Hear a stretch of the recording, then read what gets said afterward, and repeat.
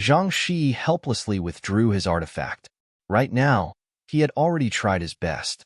If he attacked again, he wouldn't be able to pose a threat to Lu Ping in a hurry. He could only look at Spiritual Master Shui Wuhuan below with a slightly regretful expression, and just happened to hear Spiritual Master Shui Wuhuan's great divine ability scream spread across the entire Frost Island. Spiritual Master Shui Wuhuan, who couldn't withdraw his natal artifact in time, was suddenly covered by a layer of green mist. The moment the green mist formed, it turned into a 5 feet thick layer of solid ice on top of Spiritual Master Shui Wuhuan's head. Lu Ping's expression changed. This layer of green mist was obviously a kind of ice fiend that had been formed for more than 3,000 to 5,000 years. This kind of ice fiend was of a much higher quality than the profound ice fiend that Lu Ping had obtained on Frost Island. It was just right for Lu Ping to use to condense the 7 Thunder Treasures calabash to advance his spirit channeling artifact. However, the solid ice formed by this layer of ice fiend was far from being able to withstand the 7 Thunder fusion art of the 7 Thunder Treasures calabash. The solid ice was blasted apart by the lightning, and amidst Spiritual Master Shui Wuhuan's blood-curdling screams, half of Spiritual Master Shui Wuhuan's body was charred black by the 7-colored lightning. However, this degree of injury was still far from being able to kill Shui Wuhuan. Although Shui Wuhuan's body was already heavily injured, his consciousness was still intact. The light beneath his feet continuously flickered as he attempted to flee towards the Water Mist Pavilion's camp. At this moment, Zhang Shi couldn't just watch as Lu Ping died. His twin blades struck out once again, attacking towards the left and right of Lu Ping with the intention of stopping Lu Ping from intercepting Shui Wuhuan. However, a small boat suddenly appeared beneath Lu Ping's feet. The small boat flashed across the sky and disappeared. While Zhang Shi was still in a daze, his twin blades struck empty air. Ocean crossing boat. Isn't this the flying artifact that Xinling heavenly phenomenon Laozu used back then? How did it end up in his hands? Zhang Shi muttered to himself. A bad premonition seemed to be growing clearer and clearer in his mind. Seeing that she was getting closer and closer to the Water Mist Pavilion's camp, Shui Wuhuan had long since lost all thoughts of vengeance. At this moment, there was only a single thought in her mind, and that was to escape. She had to escape with her life first. Seeing the Water Mist Pavilion's cultivators rushing over to receive her, Shui Wuhuan's heart was instantly filled with the joy of survival. However, at this moment, before her pitch-black face that no longer listened to her orders revealed even the slightest twitch, she saw the gazes of the Water Mist Pavilion's senior and junior sisters suddenly filled with shock and fury. There were even a few of them who shouted out furiously. "This is..." Taoist Shui Wuhuan instantly came to a realization. When he raised his head with great difficulty, he saw a large silver jade seal descending from the sky. At the bottom of the large seal, the 2 words landslide were inscribed. The desire to survive caused Taoist Shui Wuhuan to erupt with the last of his potential. He raised his hands upwards, and the true essence in his entire body flowed in the opposite direction. The half of his body that had long since been charred continuously disintegrated into black powder, while the other half of his body that was still in good condition had blood continuously bursting from the surface of his skin. However, at this moment, landslide was no longer an ordinary magic treasure. Instead, it was a spiritual magic treasure that had condensed 2 spiritual treasure restrictions. Even though the heavily injured Taoist Shui Wuhuan had reversed his true essence, it was still like a mantis trying to stop a chariot. The iron seal that descended with a loud rumble smashed Taoist Shui Wuhuan into a pile of meat paste. A famous Water Mist Pavilion's 8th layer core forging stage cultivator had fallen just like that. Landslide flew backwards, turned into the size of a palm, and fell into the hands of Lu Ping, who had just rushed over. The Water Mist Pavilion's cultivators were riled up and surrounded Lu Ping. Lu Ping was startled. At this time, he had just gone through a series of battles. Although he had plotted against Shui Wuhuan during his battle with Zhang Shi to take advantage of him, Lu Ping's spirit was still somewhat exhausted. It wasn't that Lu Ping's true essence was insufficient. After successively refining a portion of Profound Essence Heavy Water and 2 portions of 10,000 Wonder Jade Nectar, and advancing to the late stage of Core Forging stage, The density of the true essence in Lu Ping's body could only be described as inhuman. Although this battle was fierce, it was still too far away from exhausting his true essence. It was just that this kind of mental exhaustion caused Lu Ping to have a feeling of weariness for the battle. Therefore, before the water mist pavilion could surround him, Lu Ping had already jumped out of the encirclement and returned to the profound ice array. Lu Ping turned to look at Zhang Shi, who was on the other side. He was somewhat baffled as to why Zhang Shi would allow him to return to the profound ice array without making a move to intercept him.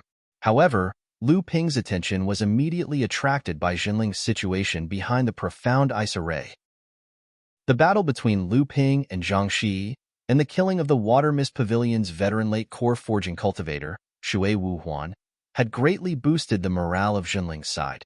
When Lu Ping returned to the profound ice array, Xian Zhu, Xian Hui, Zhang Xianbei, Xian Yu, and Li Xuanru, the 5 third-generation disciples who had just advanced to the late core forging realm, rushed out of the profound ice array under the leadership of Daoist Xianzhu. They blocked all the Water Mist Pavilion cultivators who had chased after Lu Ping outside the profound ice array. In fact, this time, Jinling's third-generation disciples and Lu Ping had advanced to the late core forging realm.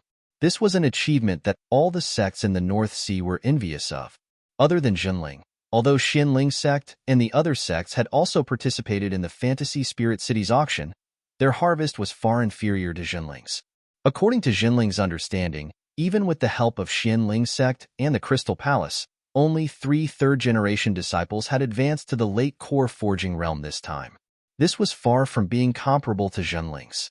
Other than Lu Ping, these 5 people had also performed quite well in this battle on Frost Island. They were able to contend against some of the second-generation disciples who were at the late core forging realm from other sections. However, the attention that these 5 people had originally attracted was completely stolen by Lu Ping. However, Lu Ping's brilliance was unable to cover up the fact that Jinling was at a complete disadvantage and could only defend passively. Although Jinling had used the profound ice barrier's defensive ability to unexpectedly injure several late core forging cultivators from other sects, and Lu Ping had even killed a late core forging cultivator from Blue Sea sect, Shui Wuhuan from Shui Yin Pavilion, and 2 middle core forging cultivators, the number of cultivators from other sects far exceeded Jinling's side. After the initial panic, all the sects had finally regrouped.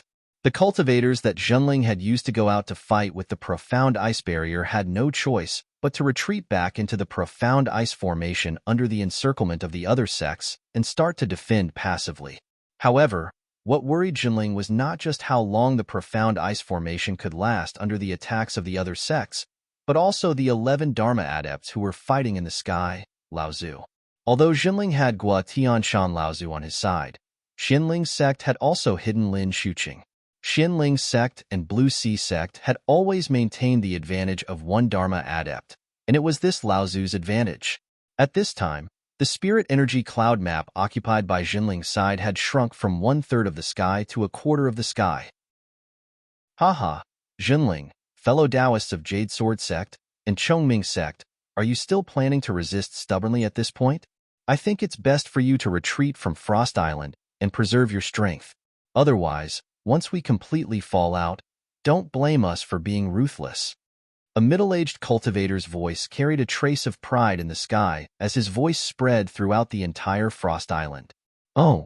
A calm voice suddenly came from the direction of the transportation formation behind Jinling. You're Donghua, aren't you? If you want to be ruthless to me, Jinling, why don't you try it on the old man first? Lu Ping was overjoyed. When everyone looked behind him, they saw a familiar figure. He looked like an ordinary old man, and there was not a trace of spirit energy on his body as he slowly walked through the air towards them. Chapter 606.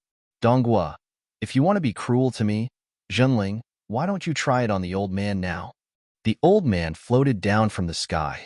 There was not a single trace of spiritual energy around him, as if he was just an ordinary person. However, when the old man appeared, not only was there not a trace of spiritual energy around him, even the spiritual energy storm that had been stirred up by the hundreds of cultivators on Frost Island gradually calmed down. Celestial phenomenon Laozu. It's celestial phenomenon Laozu. He's back from the East Sea. This is bad. Xinling sect and Songhai sect are in for it this time. The arrival of celestial phenomenon Laozu made the cultivators of Xinling overjoyed, and the cultivators of Chongming sect and Yujin sect also relaxed. On the side of the Songhai sect, Zhang Shi looked at the old man in the sky, whose sleeves were fluttering in the wind. His expression was unusually ugly. A late Dharma adept. Celestial phenomenon has actually successfully passed the tribulation of the mid-Dharma stage and become a great adept. He's the second great adept in the North Sea. With the 10 Dharma adepts of Zhenling, which sect in the North Sea can still take him down? Celestial phenomenon Laozu waved his sleeves, and the sky was instantly filled with the sound of wind and thunder. The 2 clouds of spiritual energy that had covered the sky instantly dissipated, and the 11 Dharma adepts in the sky slowly descended from the sky in 2 camps. Tianjiang Laozu, Tianlu Laozu, and Gua Tianshan Laozu saw that it was celestial phenomenon Laozu, but their expressions did not change. It was obvious that they already knew that celestial phenomenon Laozu would appear. Saming Laozu and Tongjin Laozu, on the other hand, were full of surprise. They looked at each other and saw a trace of joy in each other's eyes. Xinling was now like the sun in the sky in the North Sea. Now that celestial phenomenon Laozu had advanced to the late Dharma stage, Xinling was undoubtedly the #1 sect in the North Sea. This time, Chongming sect and Yujin sect stood on Zhenling's side without hesitation. The 2 hurriedly went forward with Tianjiang and Tianlu Laozu. First brother, uncle. Tianjiang Laozu, Tianlu Laozu, and Gua Tianshan Laozu stepped forward and greeted him. Tongjin of Yujin sect and Saming of Chongming sect pay their respects to Celestial Phenomenon Adept. Congratulations to Senior Brother Celestial Phenomenon for overcoming the tribulation and advancing to the next level. After Celestial Phenomenon Laozu had advanced to the late Dharma stage, Tongjin Laozu and Saming Laozu had subconsciously lowered their statuses, as if they were half a generation lower in front of Celestial Phenomenon Laozu. Celestial Phenomenon Laozu returned their greetings with a smile and said, "This time, Xinling was able to overcome this tribulation thanks to the help of the 2 of you and your disciples. When you return, I hope that the 2 of you can express my gratitude to Brother Yujin and Brother Shouming." After Celestial Phenomenon Laozu exchanged greetings with the few Laozu on his side, he turned around to look at the 6 early Dharma adepts. His gaze lingered on Lin Xuqing for a moment before shifting to the 2 Laozu leaders, Feng Shidao and Donghua Laozu. When Celestial Phenomenon Laozu's gaze landed on Lin Xuqing, he felt as if his body had been pierced by a pair of sharp swords. He had only felt such a feeling from Daosheng Laozu. After Celestial Phenomenon Laozu's gaze moved away from him, Lin Xuqing could vaguely feel that his back was already soaked in cold sweat. Celestial Phenomenon Laozu's arrival seemed to have instantly become the center of attention of the entire Frost Island. Even Donghua Laozu, Feng Shidao, and the rest did not dare to act rashly in front of him. They were all Dharma adepts, but no one would have thought that the difference between an early Dharma adept and a late Dharma adept would be so huge. Celestial Phenomenon Laozu looked at Donghua Laozu and said with a smile, "Donghua, does the old man still remember what you said earlier?"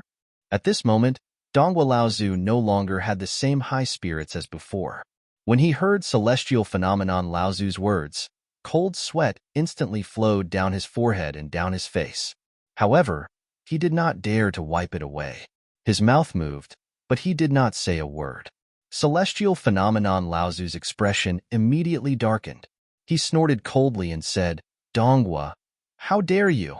Even the East Pole and East E would not dare to act so presumptuously in front of the old man. What are you trying to do, Donghua?"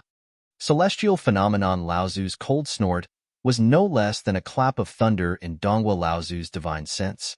Every word that came out of Celestial Phenomenon Laozu's mouth was like a talisman that was deeply imprinted in Donghua Laozu's divine sense. Then, it exploded. By the time Celestial Phenomenon Laozu had finished speaking, Donghua Laozu was already bleeding from his nose and mouth. His face was pale, and he looked like he was about to collapse. The entire Frost Island fell silent after Celestial Phenomenon Laozu's words fell. The 6 Xinling sect and Blue Sea sect's Laozu actually did not dare to move in the slightest in front of celestial phenomenon Laozu's prestige. After a while, two awkward laughs suddenly rang out.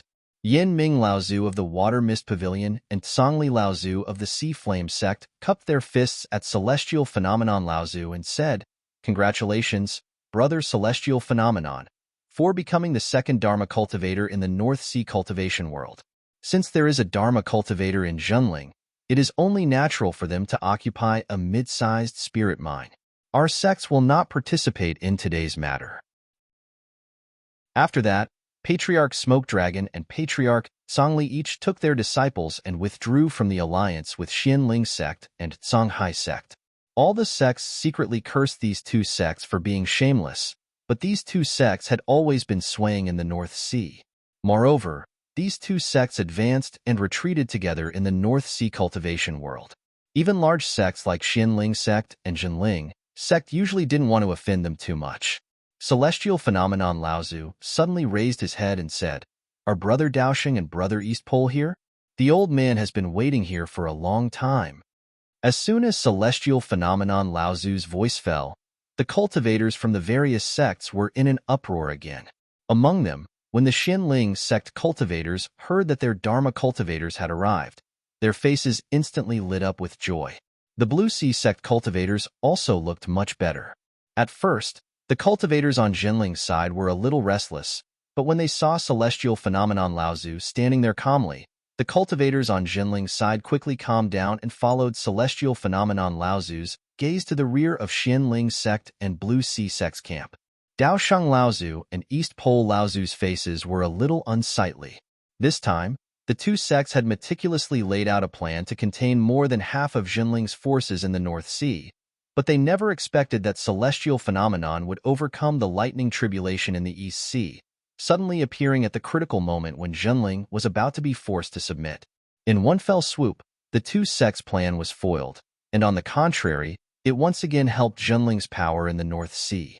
When Daosheng Laozu arrived in front of celestial phenomenon, he suddenly let out a sound, as if he had discovered something.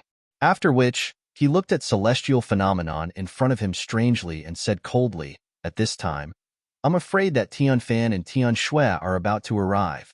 This time, since your sect has the upper hand, we will admit defeat." East Pole Laozu saw that Daosheng Laozu had a strange look on his face, and he was stunned for a moment. After which, he seemed to have discovered something, and looked at Donghua Laozu, who had been injured by celestial phenomenon Laozu. He thought to himself that this time, junior brother Donghua's advancement to the mid-Dharma stage might have to be delayed once again. Fortunately, celestial phenomenon also had his reservations and did not injure junior brother Donghua's foundation. Otherwise, even if the Blue Sea sect became the spearhead of the other sects, they would still make Zhenling pay the price. Although that was the case, when East Pole Laozu saw Donghua Laozu's pitiful appearance, he was still secretly shocked. The means of a late Dharma adept was indeed hard to predict. A door of ice and snow was formed. After the door opened, a gentle breeze blew in, and then Tianshui and Tianfan, the two Zhenling Laozu, walked out from the door. When the various sects saw the arrival of these two, their hearts sank even more.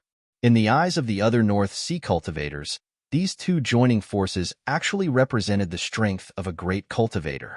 "Since everyone is here, then let's talk." Tianxiang Laozu's voice was still calm. After Tianfan and Tianshui Laozu arrived, the two of them first closed their eyes and hovered in the air, as if they were performing some kind of secret technique. After a while, Tianshui Laozu said with some surprise, "I was wondering why senior brother called the two of us over. So there's actually such a relic hidden under this frost island." When Tianshui Laozu's words reached the ears of the many cultivators on the island, it caused another commotion. Even Tian Lu Laozu, Donghua Laozu, and the others revealed surprised expressions. Lu Ping stood among the Zhenling cultivators. When he heard Tianshui Laozu's words, he used his divine sense to permeate the ice and snow beneath his feet. However, even when he reached the limit of his divine sense, he still did not find anything. It should be known that the current Lu Ping's divine sense was no longer below that of an ordinary early Dharma adept. When Lu Ping raised his head to look, he realized that it was not only him. Even Gua Tianshan Laozu, Tianjiang Laozu, Sanming, Tongjin Laozu, and the others had confused expressions on their faces. Clearly, they did not find any clues about the relic that Tian Shui Laozu mentioned. However, immediately after that, Lu Ping's heart skipped a beat. He recalled that when they first discovered the large spirit mine on Frost Island, the various sects cultivators were attacked by the Ice Shura. After that, they followed the Ice Shura's tracks and found a long-distance teleportation formation that had been destroyed.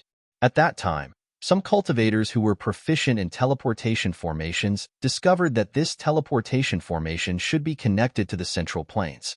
Unfortunately, the teleportation formation that connected to the Central Plains had also been destroyed. Even if they repaired the abandoned teleportation formation, they would not be able to reach the Central Plains. After that, the various sects regretfully gave up on this matter. Naturally, the various sects cultivators also thought that this teleportation formation would not have been built here for no reason. They suspected that there should be some relic left here. Unfortunately, the Dharma adepts of the various sects, including Lu Tianling and Lao Zu, were unable to find any traces of the relic left on Frost Island. After that, they continued to mine the spirit mine. Even after a few decades, they still did not find anything. In the end, they could only leave it at that. From the looks of it now, it was obvious that at that time, Lao Zu's strength was not enough to discover the relic that had been hidden on Frost Island. There were many cultivators who knew about the teleportation formation on Frost Island back then. Seeing how certain Lao Zu was, everyone quickly connected the matter of the relic with the teleportation formation back then. Brother Tianxiang, what is your plan? Although Daosheng Laozu and Dongji Laozu had lost in this scheme, Daosheng Laozu was, after all, the #1 cultivator in the North Sea. Even if Tianxiang Laozu had become a great cultivator, his strength was definitely not a match for this cultivator who had been in the late Dharma stage for more than 100 years. At that moment, after exchanging glances with Dongji Laozu, Daosheng Laozu stepped forward to negotiate with Tianxiang Laozu. Tianxiang Laozu smiled slightly and said, "This medium spirit mine is recorded under Zhenling's name. Previously, it has already been approved by the Haiyan sect and the Shuiyin Pavilion. I believe the two of you have no objections." Chapter 607. Tianxiang Laozu smiled and said, "This medium spirit mine is under Zhenling's name, and it has already been approved by both the Haiyan sect and the Shuiyin Pavilion. I believe the two of you have no objections." On the periphery of the confrontation, although the Haiyan sect and the Shuiyin Pavilion had expressed that they would no longer participate in the matter of the medium spirit mine, the people of these two sects did not retreat, but stood far away on the periphery. Especially after Daosheng Laozu and the others arrived, Yinming Laozu and Songli Laozu keenly sensed something. As expected, after Tian Shui Laozu said that there was a relic hidden in Frost Island, the two naturally did not dare to delay and hurriedly sent the news back to their sects, informing the mid-Dharma adepts of their sections. At this time, the only ones who were qualified to participate in the matter were the guardian Laozu of each sect. The other sects such as Chongming, Jade Sword, Linggu, and Feiyu cultivators also informed the mid-Dharma adepts of their sects, Laozu.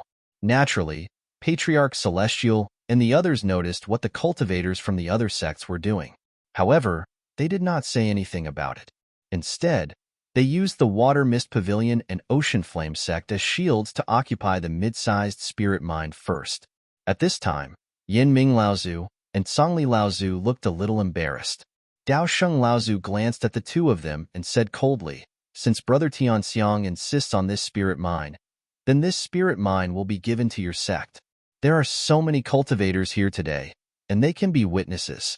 We should wait for the other friends to arrive, and then we can discuss how to excavate this relic." "No hurry." Daosheng Laozu's face turned cold, but Tianxiang Laozu smiled and said, "This spirit mine originally belonged to our sect. It was your sect who was jealous and joined forces with other sects to snatch it. Now that your sect has failed, how can you say that it will be given to us? Brother Daosheng, are you muddle-headed?" Daosheng Laozu said coldly, "Then what does Brother Tianxiang mean? Could it be that your sect wants compensation from us? Brother Tianxiang, do you really think that no one in the North Sea can deal with your sect?" Daosheng Laozu deliberately said this, but it made Yin Ming Laozu and Songli Laozu, who originally planned to stay out of this matter, change their expressions. Both of them looked at Tianxiang Laozu with bright eyes, waiting for his answer. Tianxiang Laozu looked at the Ocean Flame Sect and Water Mist Pavilion in the distance, and said unhurriedly, "Brother Daosheng, you think too much. This time, the other sects besieged our Frost Island's spirit mine. I think the other sects were just fooled by Brother Daosheng and Brother Eastern Pole. Junior Brother Donghua of the Blue Sea Sect has already been punished by the old man, so this matter is over with the Blue Sea Sect. I wonder if the old man thinks so. How about Brother Eastern Pole, Water Mist Pavilion, and Ocean Flame Sect?" Daosheng Laozu's expression changed, but before he could say anything, another two doors opened in the void in the sky, and two voices came from the doors, saying, "Brother Tianxiang is right. The matter of Water Mist Pavilion and Ocean Flame Sect working together with Zhenling on Frost Island is over." Daosheng Laozu's expression changed, and before he could say anything, two mid-Dharma adepts walked out of the door.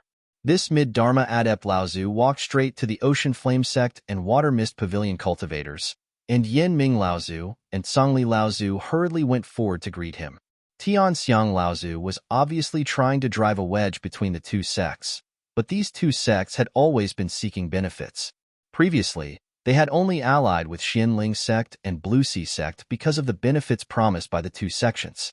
Now that they could not get any benefits, and they might even offend the powerful Zhenling, they naturally had to quickly draw a clear line between Xianling Sect and Blue Sea Sect. At this time, East Pole Laozu spoke. "Ah, so it's Sister Yinyu from Water Mist Pavilion and Brother Zhangqi from Ocean Flame Sect. Nice to meet you." After greeting the two mid-Dharma adepts, East Pole Laozu turned a blind eye to Daosheng Laozu's piercing gaze, and turned to Tianxiang Laozu, saying, "Since Brother Tianxiang no longer wants to pursue the matter of the spirit mine, then the Blue Sea Sect will also write off the injury of Brother Donghua from our sect." Daosheng Laozu said angrily, "East Pole, you." East Pole Laozu turned to Daosheng Laozu and said indifferently, "Brother Daosheng, I'm really sorry. After all, our Blue Sea Sect has just merged, and it's really not good to make too many enemies. I, East Pole, have to be responsible for the thousands of cultivators in Blue Sea Sect." Good. Daosheng Laozu was so angry that he laughed, and turned to Tianxiang Laozu, saying, "Brother Tianxiang is really good.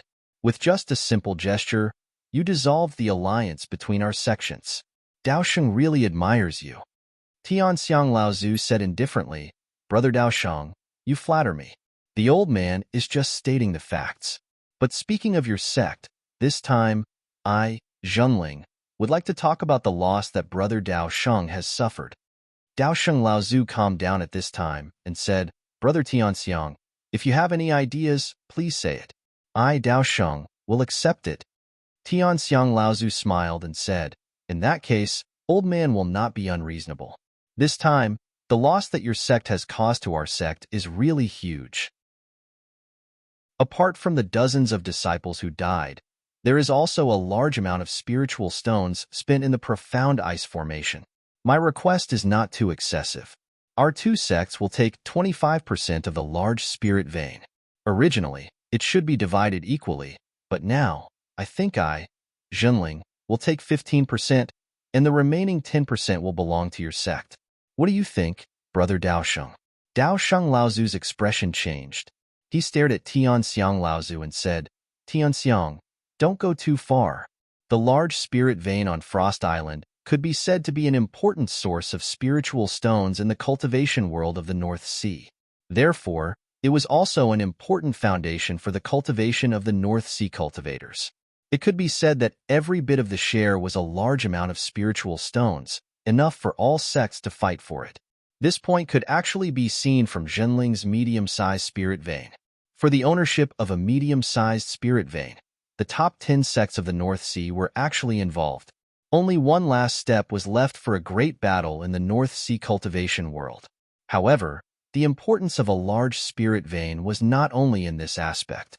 The more important significance of a large spirit vein was that it could produce extremely stable top-grade spiritual stones, and the top-grade spiritual stones were an important foundation for the cultivation of Dharma manifestation cultivators. Tian Xiang Laozu's expression immediately darkened when he saw Dao Sheng Laozu's anxiety. He said coldly, "So, Brother Sheng, you don't agree?" Tian Shui and Tian Fan, who were standing behind Tian Xiang Laozu, immediately took a step forward and stood behind Tian Xiang Laozu, glaring at Dao Sheng Laozu like a tiger watching its prey. It looked like they would start a fight if there was any disagreement. Dao Sheng Laozu looked at the three people in front of him with cold eyes. Tian Xiang and the others were also calm and unruffled. Feng Shutao, who was standing behind Dao Sheng Laozu, could no longer hold it in and said angrily, "You, Jinling, have gone too far. That fellow Taoist Dongwu was injured by you, so we can call it even. The other sects besieged you, Jinling, and we can also let bygones be bygones. But you want to target my Xinling sect? When you returned from the East Sea, my uncle Master Daoyan was also injured by you." Lin Shuqing, who was standing beside Feng Shutao, hurriedly pulled on his clothes, telling him to stop talking. However, in his rage, Feng Shutao did not think that there was anything wrong with his words. Dao Sheng Laozu suddenly turned his head and said angrily, "Shut up, idiot!" Feng Shutao stared blankly at the enraged Dao Sheng Laozu. After a while, he finally reacted. When he looked around, he saw that Laozu from the other sects were looking at Feng Shutao with hostility. Instantly, he knew that he had fallen into Tian Xiang's trap. Lu Ping looked at Feng Shutao, this Laozu, with amusement. Jinling had used his own strength to force the North Sea sects to clean up their own mess. His goal was to isolate Xinling sect from the other sects in the North Sea. It could be said that this had caused some of the cultivators from the other sects to sympathize with Xinling sect, making it difficult for Jinling to control the situation. Going too far was as bad as not going far enough, and it was very likely that the sects in the North Sea would unite again. At that time, the one who would be forced to give in might be Jinling. However, to everyone's surprise, Feng Shutao had no filter on his mouth. Not only did he put Xinling's sect in the position of the victim, he also treated the other sects as if they were betraying their allies and adding insult to injury. How could the other sects not be angry? Before Feng Shutao could feel regret in his heart, East Pole Laozu said indifferently, "Brother Dao Sheng, does this martial nephew Feng Shutao mean the same thing as your sect?" Shuiyin Pavilion's Yinyu Laozu and Ocean Flame sects Zhangqi Laozu didn't look too good either. The cultivators from the other sects looked at Xinling's sect in a different light. How could the situation in the surroundings escape Dao Sheng Laozu's eyes? Laozu sighed inwardly. Suddenly, he felt unusually tired both physically and mentally. He turned around and looked at the smiling Tian Xiang Laozu and said, "Very well, we will do as Brother Tian Xiang says. From now on, Xinling's sect will only take 10% of the Spirit Stone mine on Frost Island. The remaining 15% will go to your sect." Feng Shutao looked very anxious. He wanted to say something but was stopped by Lin Shuqing, who was next to him. Although the other sects were envious of Jinling, they felt much better when they thought about Xinling's sect's share being reduced, especially Songhai sect's East Pole Laozu. After Songhai sect and Songlang sect merged, Songhai sect's share of the large Spirit Stone mine had increased to 10%. East Pole Laozu had long been ambitious. Although he didn't manage to drag Jinling down, at least Xinling's sect was weakened this time. As for Jinling, from East Pole Laozu's point of view, the moment Tian Xiang Laozu appeared, Songhai sect would have no hope of catching up to Jinling for at least 100 or 200 years. Then, with Jinling's strength, it was only natural that he would occupy such a large share of the Spirit Stone mine. Lu Ping saw all this and couldn't help but sigh in his heart. Everything in the cultivation world was based on strength. When you were weak, others bullied you. When you were strong, they joined forces with others to suppress you. When you were strong, they abandoned their allies to please you. When Jinling suppressed Xinling's sect at this moment, the other sects obviously felt that it was reasonable. This was the logic of the strong accepted by the weak. Those who fell behind would be beaten. This was the truth of the weak. It was because the strong always had the right to bully the weak, and this right was perfectly normal in the eyes of the weak. Chapter 608. The four mid-Dharma adepts of Chongming, Jade Sword, Feiyu, and Linggu sects also arrived one after another. After the leaders discussed for a while with Laozu, The order was quickly passed down. Other than guarding the areas that their sects had divided on Frost Island, the core forging adepts of the other sects all returned to their own sections. Lu Ping was curious about the Frost Island relic, so he informed Xian Zhu's spiritual master and stayed on Frost Island. Xian Hui, Xian Zhu, and the others were also curious about what the Frost Island relic was, but they did not have the status that Lu Ping had in Junling. Moreover, in the Battle of Frost Island, Lu Ping had fought against Zhang Shi and killed Shui Wuhuan. It could be said that he had truly established his position in the North Sea cultivation world. Many third-generation disciples were convinced by Lu Ping. Even many second-generation disciples who had advanced to the late core forging stage did not have the same strength as Lu Ping. At least, Xian Zhu's spiritual master himself was not Zhang Shi's match. Not long after, a huge restrictive formation rose in the sky above the battlefield where everyone had fought, completely enveloping the entire area. Following that, the entire Frost Island began to shake violently. Muffled sounds came from the ground far away, echoing throughout the entire world. For half a day, Frost Island passed in this kind of rumbling. Lu Ping stood in the middle of the profound ice formation and looked at the restrictive formation from afar. His eyes flashed with green light, but he still could not see through this layer of restrictive formation. Lu Ping shook his head helplessly and returned to the profound ice hall. Half a day later, Guotian Shan Laozu returned from the restrictive formation. Lu Ping's eyes brightened, and he hurriedly went forward to ask. Guotian Shan Laozu shook his head and said, "I did not think that there would be such a place on Frost Island.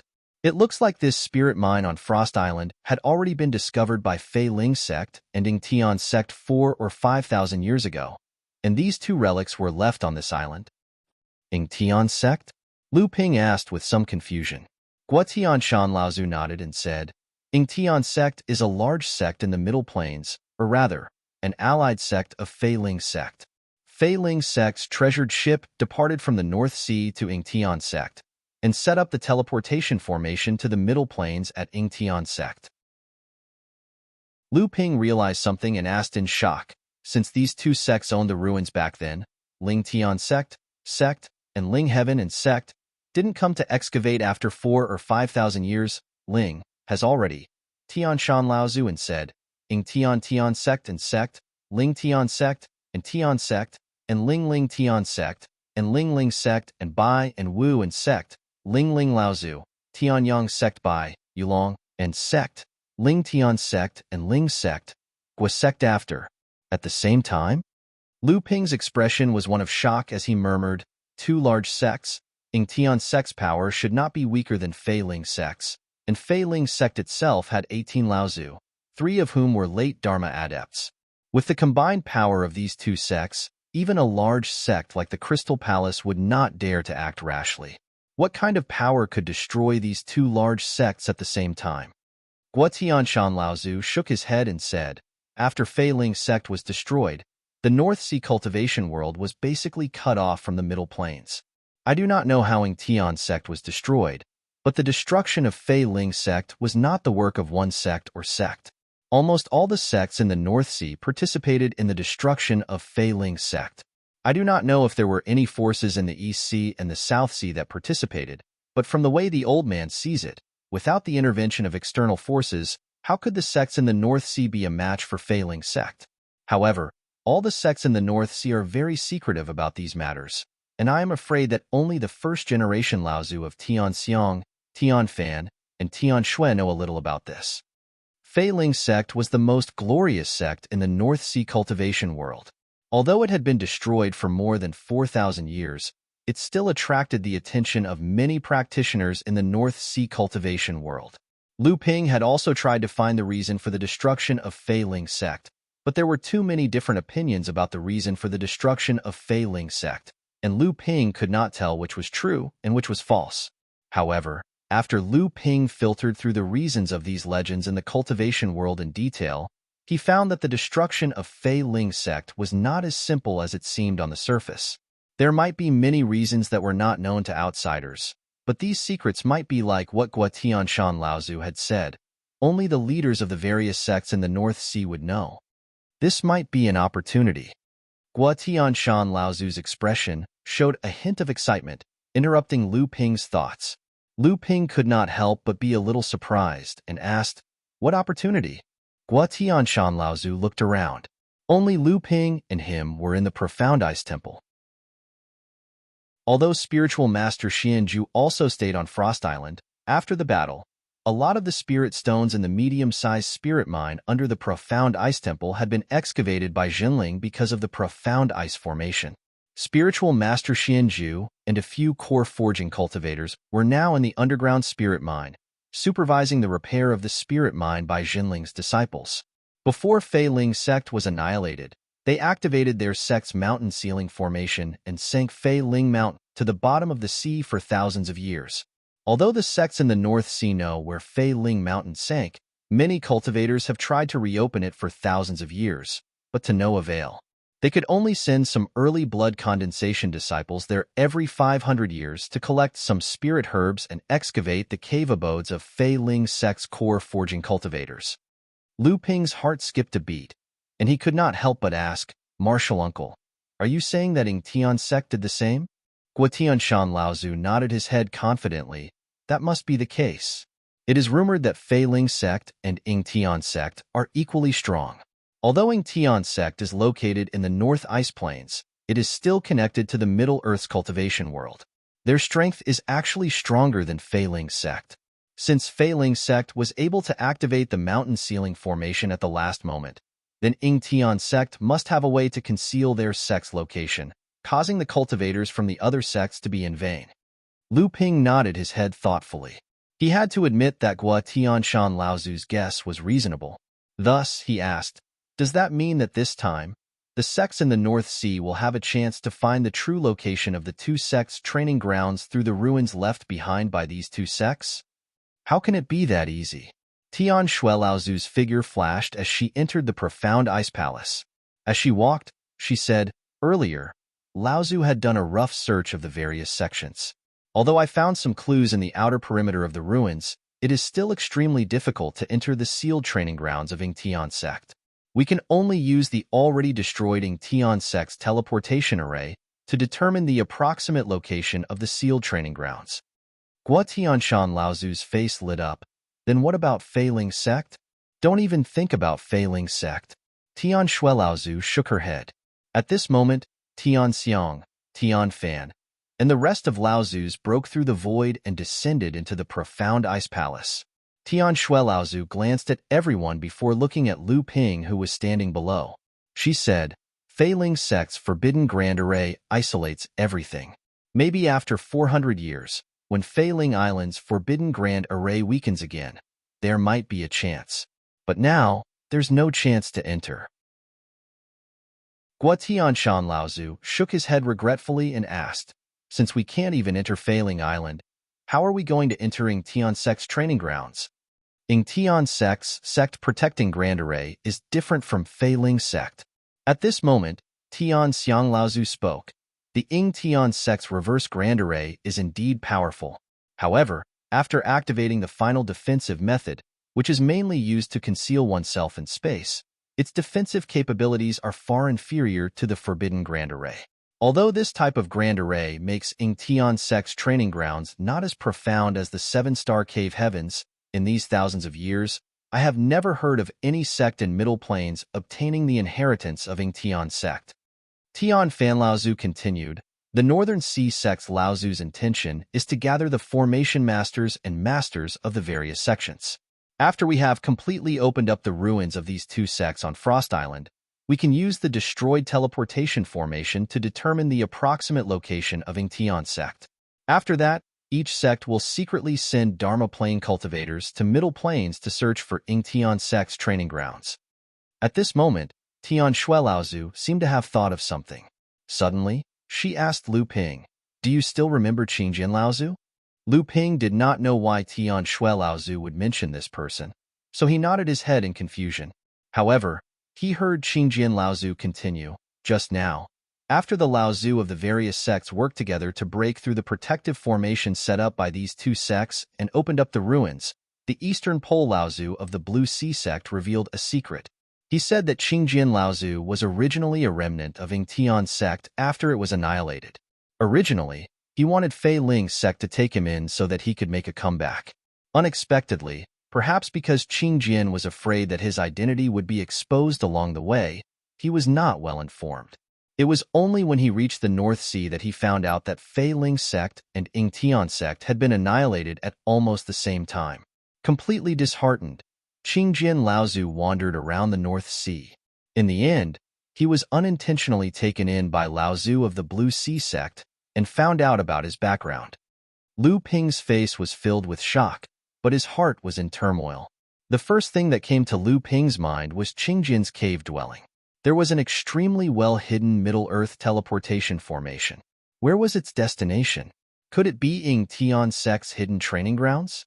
Tian Shuelaozu didn't know what Lu Ping was thinking. Seeing his shocked expression, she thought that he was surprised by the strangeness of the matter. Thus, she continued, after that, Qingjin was wary of Songhai sect and took the opportunity to leave. Unexpectedly, Songhai sect happened to lose the flowing sword of the thin water flowing sword, a pair of flying swords left behind by their founder. Songhai sect once slandered Qingjin Laozu for stealing the sword. This matter was left unsettled, but it became the fuse that caused Songhai sect to split. After that, Zhongxian Laozu launched a sneak attack on Songhai sect and stole the other thin water sword. After that, all the sects in the Northern Sea rejoiced in Songhai sect's misfortune. Only Songhai sect realized that Zhongxian Laozu launched a sneak attack on Songhai sect because he received the news and came specifically for Qingjin Laozu. Unexpectedly, Qingjin Laozu had become an influential figure in the Northern Sea's cultivation world. How would Zhongxian Laozu dare to meet him?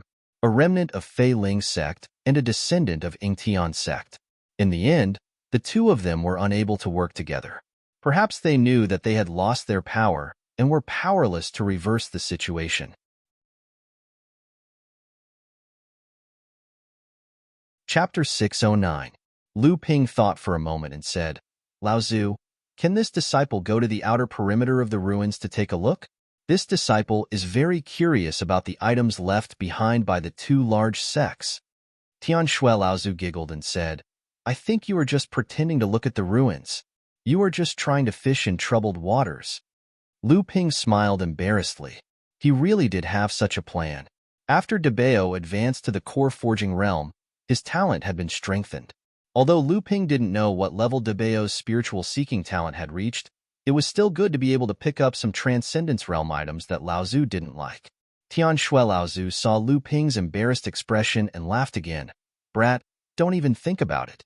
Not to mention that the sects Laozu have already made an agreement to keep this matter a secret. Only Transcendence Realm cultivators from the sects are allowed to enter. Even if we let you in, what ability do you have to pick up our leftovers? Lu Ping smiled embarrassedly and didn't say anything else. At this time, Tianlu Laozu suddenly laughed and said, However, there is still a place where you can be of use. Lu Ping looked at Tianlu Laozu in astonishment, only to see Tianlu Laozu saying, There are actually 4 mid-sized spiritual veins hidden in the ruins. In these thousands of years, there are quite a number of spiritual herbs that have matured. Especially in this special environment, there are quite a number of ice attribute spiritual herbs that are growing and blooming. It would be a pity to directly pluck them. I wonder if your group of amethyst bees are with you? Old man, you can take them and use them. The various Laozu looked at the amethyst bee king in astonishment. The amethyst bee king was only a foot in size. It was grabbing Lu Ping's ear and trying its best to hide behind Lu Ping's head. After Lu Ping summoned the amethyst wasp queen Zilan, she didn't wait for Zilan to start dancing in the air before she discovered that there were several towering auras in the hall, making it hard for her to breathe. She could only desperately hide behind Lu Ping. Fornax Laozu was surprised at first, and then he was pleasantly surprised. He said anxiously, This is the amethyst bee king? A core forging stage amethyst bee king? Tian Shuelaozu looked at Tianlu Laozu in astonishment. Smiling, she said, Junior brother Tianlu, you can be considered as one of the most knowledgeable alchemists in the Northern Sea. Why are you so excited about a mere shape-shifted demon cultivator? Tianlu Laozu assessed his own emotions and said, "Senior sister, you don't know this. Since ancient times, there have been many cultivators who have tamed the amethyst bee king. However, the number of cultivators who have been able to cultivate the queen bee into a shape-shifted demon cultivator in the past tens of thousands of years is less than a handful." Oh, Tian Shuelaozu blinked and asked, "Could it be that this amethyst bee king that has transformed has something special about it? It actually made you, an alchemist grandmaster, so excited?" Tianlu Laozu nodded solemnly and said, "That's right. All these years, the number of Dharma stage elixirs consumed by this senior brother, senior sister, and martial nephews has increased a lot. Firstly, it's because of our sect's painstaking efforts over the years. That girl, Tian Qin, has also brought back quite a lot from Phantom City.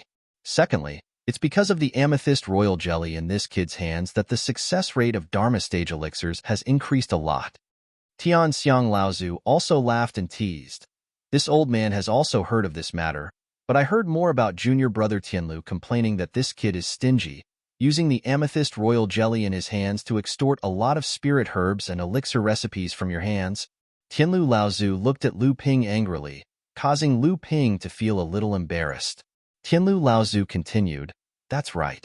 However, because the amethyst royal jelly is only at the blood condensation stage, although it's rare, it can only increase the success rate of Dharma stage elixirs by 10%. However, the amethyst royal jelly brewed by the core forging stage queen bee can at most increase the success rate of Dharma stage elixirs by 20%. As soon as Tianlu Laozu finished speaking, other than Tian Xiang Laozu, the other Laozu in the Mystic Ice Temple gasped. Even Lu Ping didn't know that the core forging stage queen bee's royal jelly could have such an effect. The spiritual herbs required to concoct Dharma stage elixirs were already scarce. In addition to the low success rate, most of the Dharma stage cultivators in the cultivation world were in a state where elixirs were scarce. This was also why the amethyst royal jelly, which could increase the success rate of Dharma stage elixirs by 10%, was known as the holy elixir in the cultivation world. This time, when Laozu heard that the core forging stage queen bee could brew royal jelly with a success rate of 20%, it was enough to make all of the Laozu go crazy. The few Laozu's gazes towards the amethyst queen bee on Lu Ping's shoulder became even brighter. The amethyst queen bee, who was previously no longer afraid after being comforted by Lu Ping, was suddenly frightened. Her eyes were tearing up, and her small hands grabbed Lu Ping's ears even tighter, causing Lu Ping to grimace in pain. At this moment, Tian Shuelaozu seemed to have thought of something. Stretching out her hand, she opened up a spatial rift. After rummaging through it for a moment, an exquisite jade essence bottle appeared in her hand. Tianlu Laozu looked at the jade essence bottle in Tian Shuelaozu's hand, and his eyes lit up. "Clear spirit pill?" "Senior sister, this junior brother has been asking you for this for over 100 years, and you were unwilling to give me a single pill. Now, you're willing to take it out?" Tian Shuelaozu rolled her eyes at Tianlu Laozu. "These 3 clear spirit pills were given to me by a Taoist from the Spirit Beast sect when I was roaming the Central Plains. This Taoist gave me these 3 clear spirit pills before we parted. Every single one of these 3 clear spirit pills are exceptionally precious. Your junior brother Tianlu doesn't have any precious spiritual beasts with him, so it's fine if he wants them to look at them. However, if you take them, you will definitely try to imitate them. Furthermore, there's a high chance that you won't be able to imitate them. You'll just be wasting a clear spirit pill." Tianlu Laozu smiled awkwardly. "At the very least, I'll be able to know the composition of the clear spirit pill, right?" This sentence undoubtedly admitted that it was extremely difficult to imitate such a miraculous pill. Lu Ping had heard of the Spirit Beast sect before. This sect was equivalent to a large sect in the Central Plains. However, the traces of this sect in the Central Plains were extremely elusive. This was because this sect had quite a huge controversy among both humans and demons. Hence, the cultivators from this sect rarely revealed themselves in the cultivation world. However, the moment they did, they would definitely be the strongest of their generation. Very few people would dare to look down on them. The clear spirit pill was the exclusive secret medicine of the Spirit Beast sect. It was a miraculous pill that was no less beneficial to the demon race than the clear spirit wood. It was also one of the reasons why the experts of the demon race had a love-hate relationship with this sect. To the spirit beast sect, the clear spirit pill was similar to the spiritual forging pill to the Fei Ling sect. Tian Shui Laozu poured out a golden pill the size of a grape from the jade essence bottle and placed it on her palm. She smiled at Zilan, who was hiding on Lu Ping's shoulder, but her attention was already attracted by the pill in Tian Shui Laozu's palm. "My good daughter, come here. Grandma will give you something delicious." Lu Ping could feel the current amethyst queen bee Zilan's emotions. That clear spirit pill had given her an unlimited amount of temptation. However, the tyrannical aura from the owner of the clear spirit pill had caused this queen to be extremely afraid. She could only look towards Lu Ping for help. Lu Ping smiled at the queen bee and sent her a message with his divine sense. "Go," he said, "go." Zilan hesitated for a moment. She first circled around Lu Ping's head once before flying off in the direction of Heavenly Snow Grand Ancestor, looking back 3 times with every step she took. It was as if she was afraid that she would never see Lu Ping again. Ever since Zilan advanced to the core forging realm, she has been busy consolidating her cultivation and didn't brew this royal jelly again. This royal jelly was brewed using the reserves of the amethyst bee colony. Tianlu Laozu looked at Lu Ping suspiciously and said, "That can't be right. The amethyst queen bee should be brewed by brewing royal jelly to increase its cultivation. Your queen bee is currently at the peak of the first layer of the core forging realm. It shouldn't have just advanced." Chapter 6:10. Lu Ping had no choice but to explain the situation in the secret place, but he concealed the matter about Long Huai. Finally, he said, "Once the spiritual herbs in the sea of flowers leave the soil, they immediately turn into ashes. I had no choice but to let Zilan collect as much nectar as possible."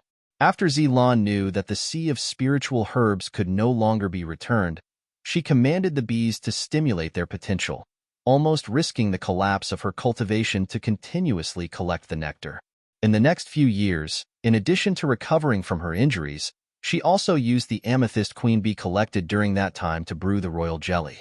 Only then was her cultivation promoted to the peak of the first layer of the core forging realm.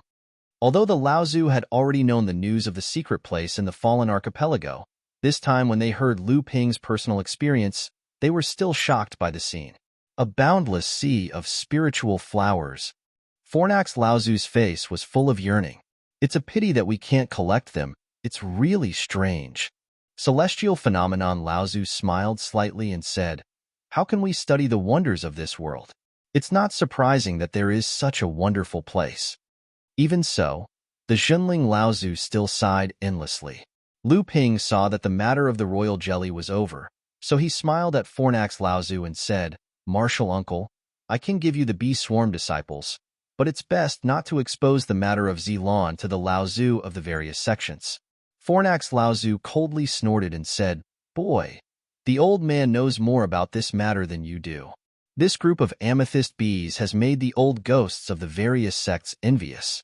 If they know that the old man has a purple crystal queen bee at the core forging realm, I'm afraid that the various sects will be so jealous that they will plot to kill the old man." However, Lu Ping immediately felt that it was a little strange, so he asked, "Martial Granduncle, are the sects just going to let our sect use the amethyst bees to collect the nectar for the ice attribute spirit flower?" Fornax Laozu smiled. "Of course it's not that simple. Whether it's the nectar or the royal jelly, I, Zhenling, will only get 30%. The rest will be left for the other sections. However, your 2 bottles of blood condensation royal jelly came at the right time. I'll give one to them when the time comes." Lu Ping suddenly smiled slyly and said, "Martial Granduncle, since this swarm of bees belongs to this disciple, shouldn't this disciple also have a share of the ice spirit nectar? Not much, just 10% will do." Fornax Laozu flew into a rage and said, "Get lost, don't even think about it. Who knows how much amethyst honey you have right now? I heard that Tianling, Tianlin, and their little girls use amethyst honey to make tea every day. You still want to come here and share a cup with the old man?" Lu Ping smiled embarrassedly, but in his heart, he was cursing incessantly. Which one of the Laozu present here didn't receive his filial piety? However, Lu Tianling was his teacher, Zhang Tianlin was his grandmaster, and they were all stationed at Huangli Island all year round. In addition, Zhang Xianxian was his junior sister, so naturally, his filial piety was a little more than the others. However, Lu Ping quickly put away his embarrassment and once again smiled at Fornax Laozu and said, "Martial Granduncle, this disciple plans to concoct elixirs for a period of time. That Na Chuan cauldron, do you think it's time for you to return it to this disciple?" In the past, Lu Ping had made it clear to Fornax Laozu and Tianjiang Laozu that when he had the strength of an alchemy grandmaster, he would return the Na Chuan cauldron to Lu Ping. Fornax Laozu's face lit up and said, "You have already concocted a transcendence elixir?" Many of the Laozu present also looked happy and looked at Lu Ping with some anticipation. Lu Ping was a little scared by the gazes of several Laozu and quickly said, This disciple's current alchemy skills have reached a bottleneck. This time, I hope to use the Na Chuan cauldron to break through in one fell swoop and become an alchemy grandmaster." Although Lu Ping had not yet broken through to become an alchemy grandmaster, this reason was enough for Lu Ping to get the Na Chuan cauldron back first. As long as he could concoct a transcendence elixir, the Na Chuan cauldron would naturally not need to be handed over to the sect. Fornax Laozu still looked a little reluctant. The high quality of the Na Chuan cauldron was even higher than the estimation of Fornax and Tianjiang Laozu. The two of them had once discussed in private that with the quality of the Na Chuan cauldron, it was completely possible to condense two more treasured prohibitions. This was unique among the few top-grade alchemy cauldrons that Jinling currently had. As for condensing the fourth spirit-connected alchemy cauldron, Fornax and Tianjiang Laozu did not even think about it. The two Laozu had also not heard of any sect in the cultivation world that had an alchemy cauldron at the level of a spirit-connected magic treasure. Perhaps such a treasure did exist in the cultivation world, but even a large sect would most likely keep it a secret. "Give it to him." Lu Ping looked over with some surprise. The one who spoke was Tianjiang Laozu. "Give it to him, lest he thinks all day that the sect will confiscate the Na Chuan cauldron. I heard from Tianqin that this kid picked up a piece of 1,000 sandcopper in the Fallen Archipelago. He was really lucky and exchanged it with Tianqin. With this piece of 1,000 sandcopper, it is estimated that he can completely repair the Sky Hut cauldron and even improve its quality." Tianqin also bid for an alchemy cauldron in Phantom City. He has good relations with many cultivators of the human race. You being able to get to know him can be considered as an opportunity. However, if it is not necessary, it is best not to reveal the red spiritual flame in front of others. Otherwise, it will easily attract the attention of the experts of the Fire Phoenix race. Lu Ping nodded in agreement. Yin Wujiu had said similar words to Lu Ping before. Tianxiang Laozu smiled and said, "After Tianqin's return, our sect already has 2 alchemy grandmasters. With Tianqin's alchemy skills, Xinling sect's Wei Shiren will definitely not be able to catch up. Now that this kid is about to break through, I heard that Martial Ni Xianyan is also trying to become an alchemy grandmaster." Tianxiang Laozu nodded in confirmation. Tianxiang Laozu smiled and said, 3 alchemy grandmasters is the foundation of a large sect. If our sect has 4 alchemy grandmasters, our sect originally had 3 top-grade alchemy furnaces. Among them, the Sky Hut cauldron was damaged. Now, the Sky Hut cauldron is about to be repaired, and it also has the potential to become a magical treasure. In addition to this Na Chuan cauldron and the top-grade alchemy furnace that Martial Niece Tianqin obtained in the East Sea, Xinling sect will never be able to catch up with us.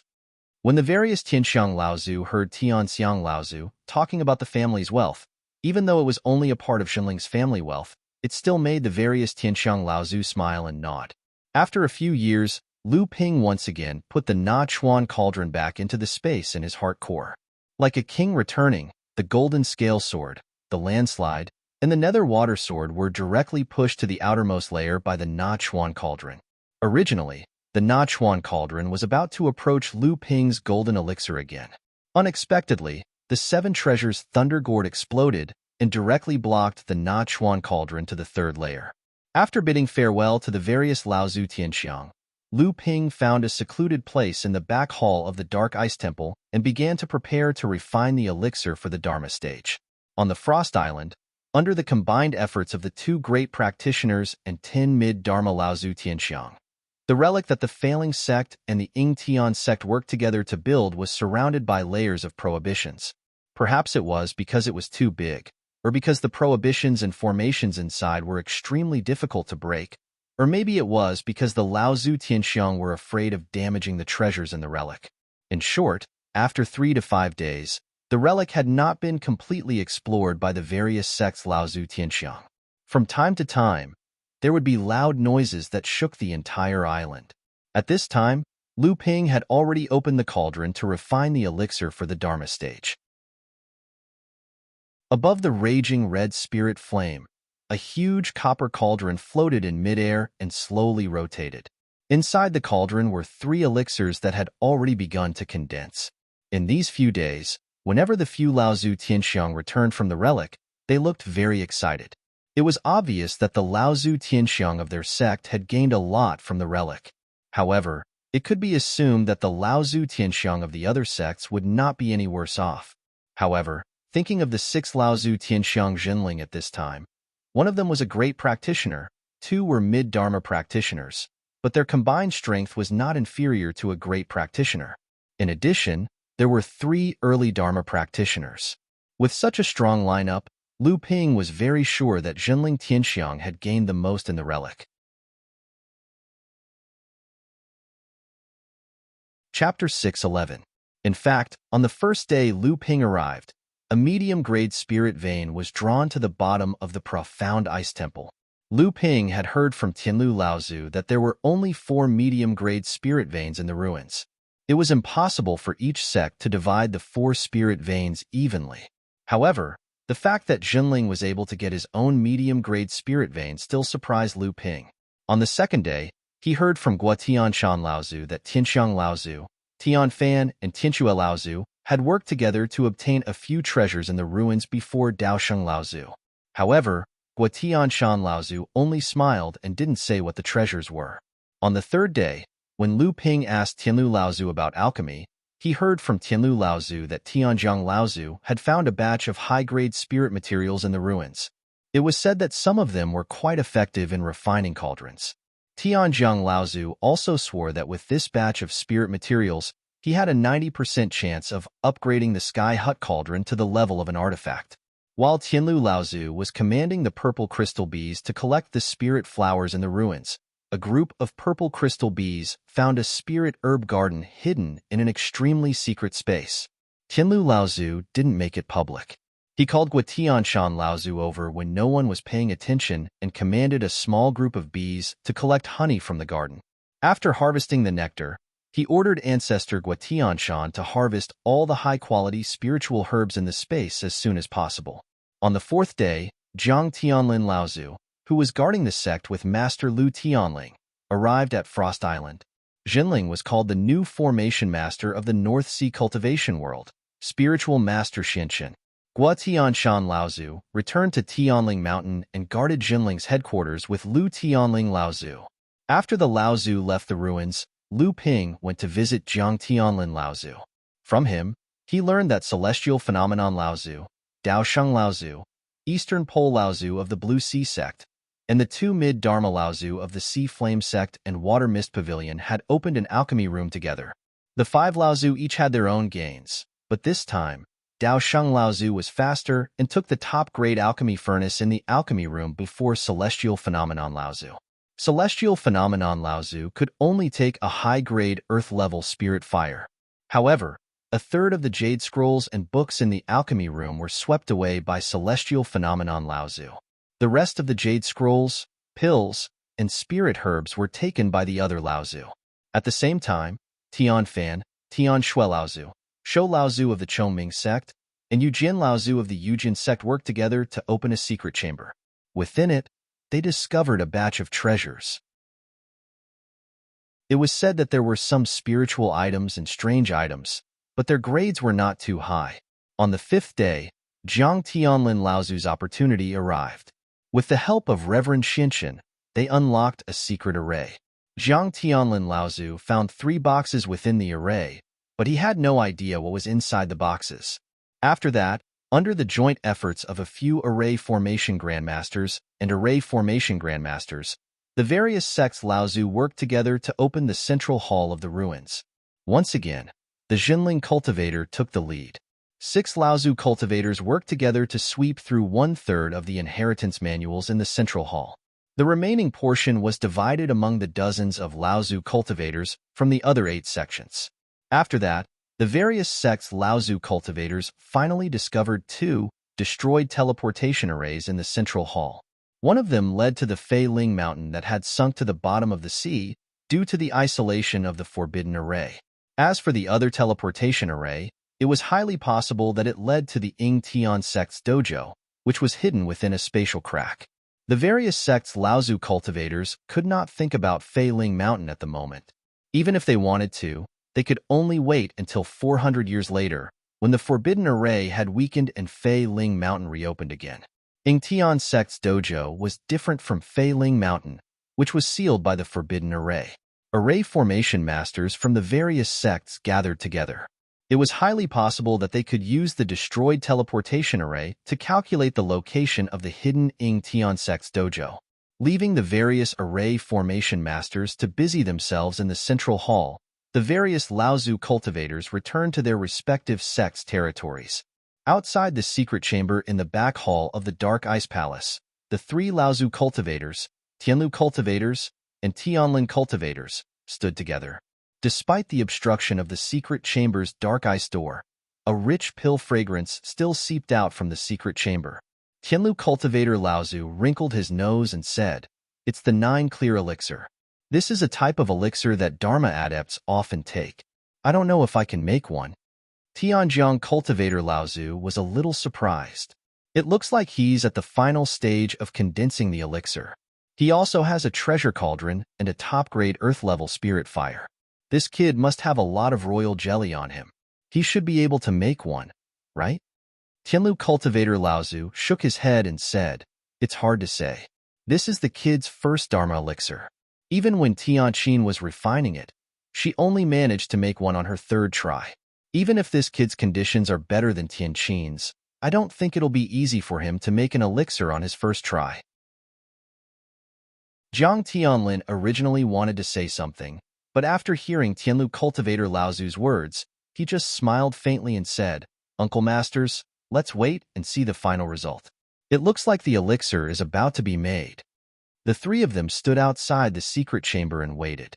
At this time, the temperature in the secret chamber was getting higher and higher. Although the Dark Ice Palace was the core of the Dark Ice Array and was protected by the array, under the roasting of the red spirit fire, there were still signs of melting.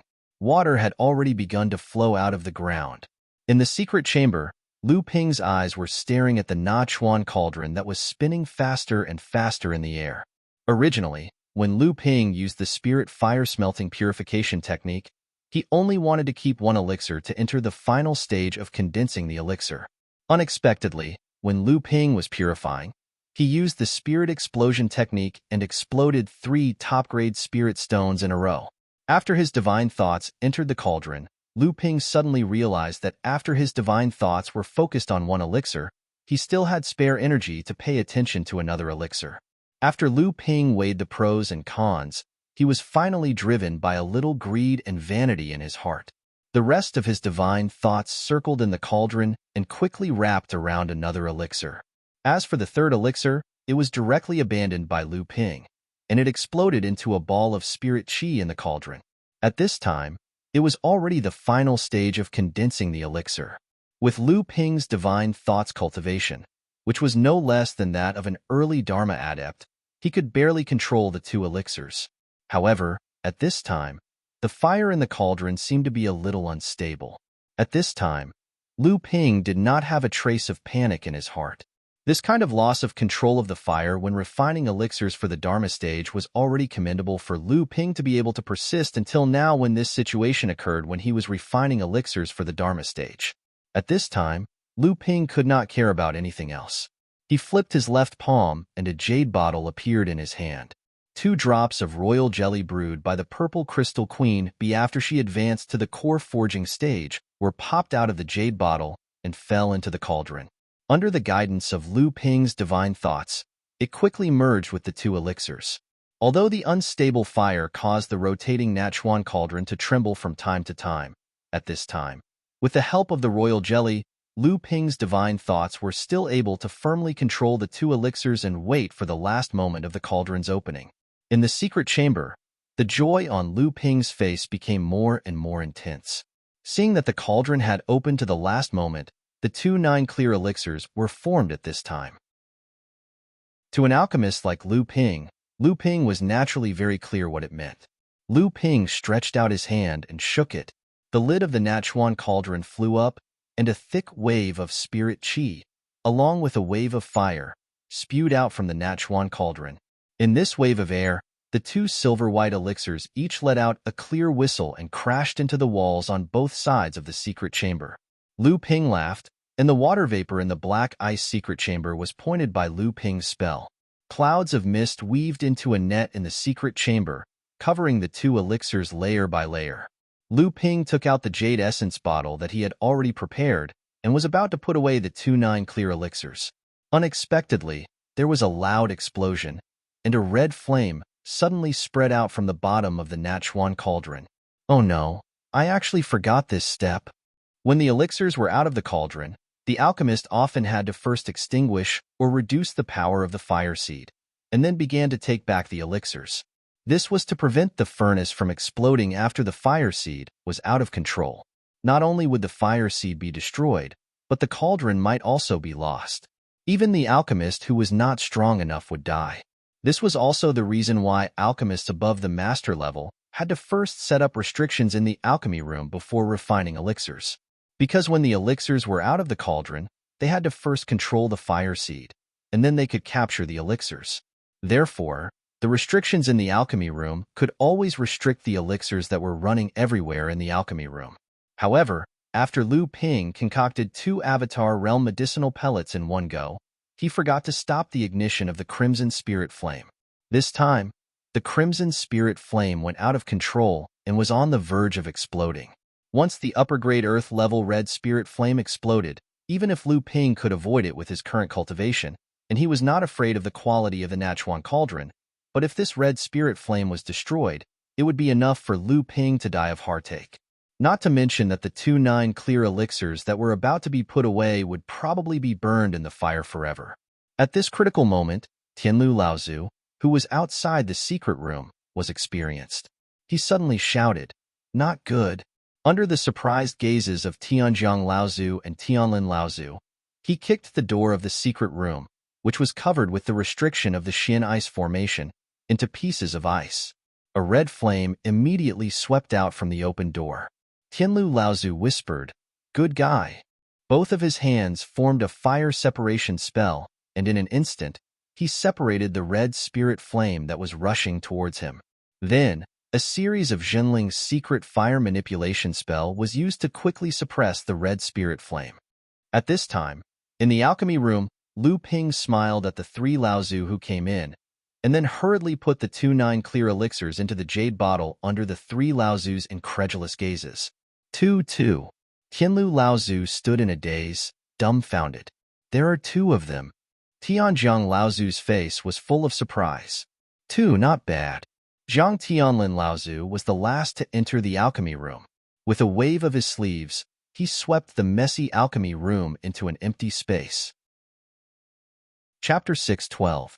In the black ice hall, the 6 Laozu were seated. Lu Ping sat at the end of the table.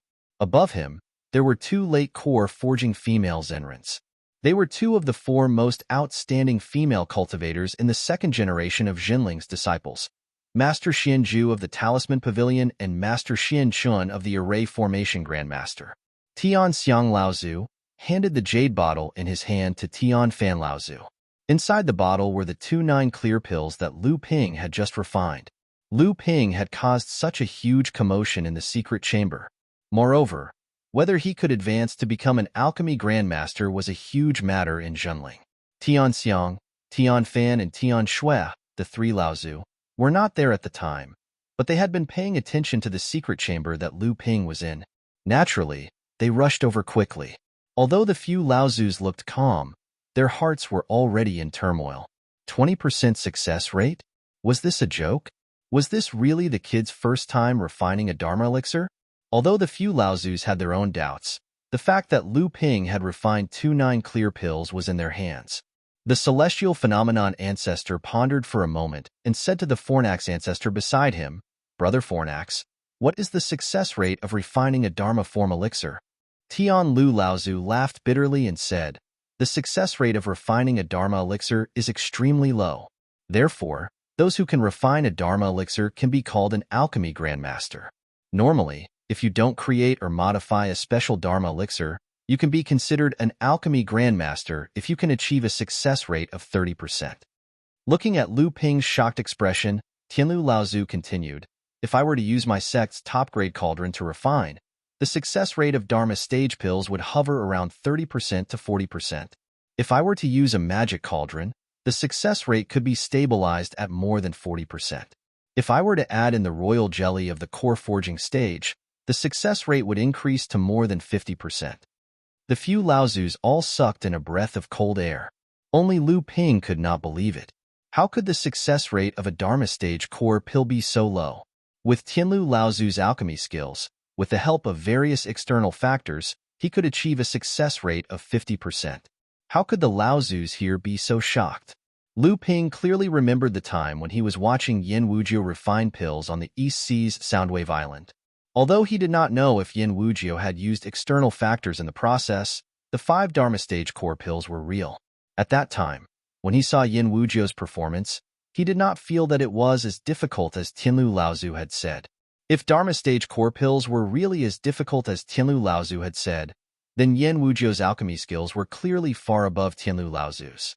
This was why Yin Wujiu had been able to enter the Northern Alliance's Qinyuan Palace and chat freely with the Dharma stage alchemist, Hongye Laozu, before Yin Wujiu had reached the Dharma stage. Perhaps Tianlu Laozu's question had attracted the other Laozu's interest. Tianfan Laozu, who was at the side, smiled and said, "Tianqin is Junior Tianlu's proud disciple. What is her success rate?" Speaking of Tianqin, Tianlu Laozu's face also revealed a hint of redness. He smiled and said, "This girl did not waste her time in the East Sea all these years. If she had refined it normally, her success rate for Dharma stage core pills could barely reach 30%. However, her control of the fire is still lacking. If she had the Nachuan cauldron and the core forging stage royal jelly, she could maintain the success rate between 40% to 50%. However, this girl's alchemy skills will surpass mine sooner or later. So if I upgrade the Sky Hut cauldron to a magical weapon, I will hand it over to her." Tian Shuelaozu asked curiously, "Didn't you say that the core forging stage royal jelly can increase the success rate by 20%? Why did I hear from Junior Brother that it only increased the success rate by 10%? Tianlu Laozu explained, "If only the success rate could be increased by this much. The Amethyst Royal Jelly's benefits for Dharma stage pills would depend on the alchemist's own standards. If Junior Brother's alchemy skills could reach 80% success rate, naturally I would be able to fully utilize 20% of the Royal Jelly's benefits. But with Junior Brother's current standards, I would only be able to utilize 10% of the Royal Jelly's benefits." Tan Shuelaozu suddenly understood and said, "So this 20% success rate can be said in such a way." As he finished speaking, he glanced at Lu Ping and said, "If that's the case, when this brat concocted 2 9-purities pills this time, the Royal Jelly's benefits would definitely be lesser?" Lu Ping chuckled. What Laozu didn't know was that when other alchemists concocted Dharma stage pills, they would usually concoct a full furnace. The number of pills they could concoct would depend on how many pills they could concoct. However, when Lu Ping started concocting the 9-purities pills, he immediately exploded the remaining 7 pills and concentrated on concocting the remaining 3 pills. In the end, he gave up on another pill and only concentrated on concocting the remaining 2 pills. Furthermore, he even added a drop of royal jelly from each pill. That was how he managed to concoct 2 9-purities pills right from the start. Of course, this was also related to Lu Ping's abnormal spiritual will cultivation. It was also the embodiment of Lu Ping's accumulation and growth in alchemy over a long period of time. Lu Ping concocted Dharma stage pills and became the third alchemy grandmaster in Zhenling. He had already obtained the recognition of the various Laozu of the sect. Naturally, it was also justifiable for him to wield the Na Chuan cauldron. After concocting the pills, Tianxiang Laozu continued, "The matter of the ruins has come to an end. Yesterday, junior brother Tianfan, junior sister Tianxue, and I sorted out the things that were brought out from the ruins in the past 5 days. The rewards were truly bountiful, especially the large amount of repair resources that Dharma stage adepts could use. This was undoubtedly a great boost for our sect."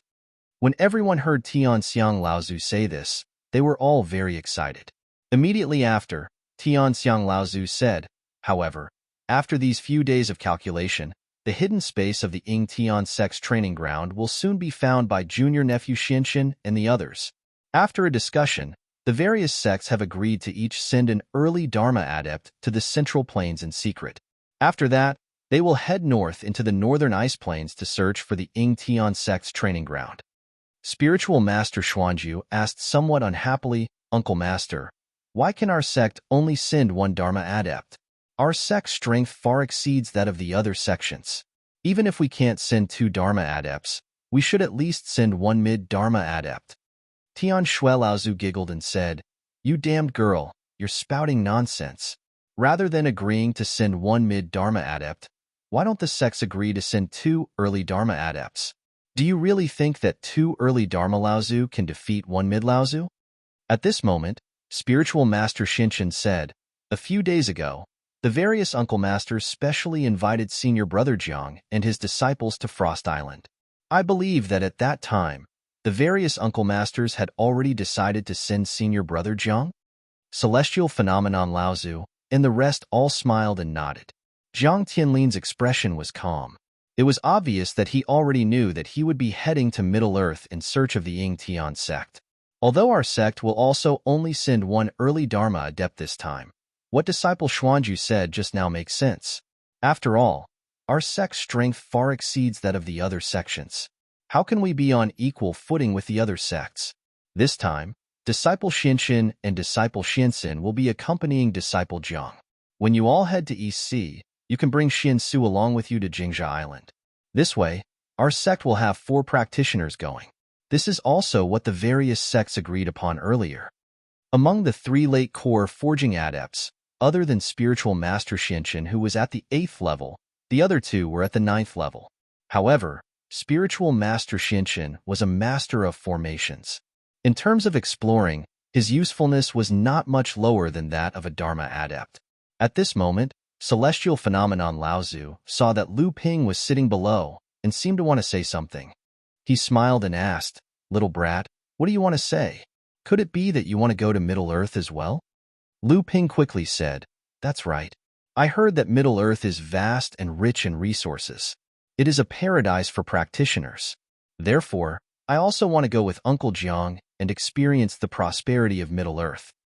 Prosperity? Middle-earth may not be that prosperous now. Celestial Phenomenon Laozu snorted coldly.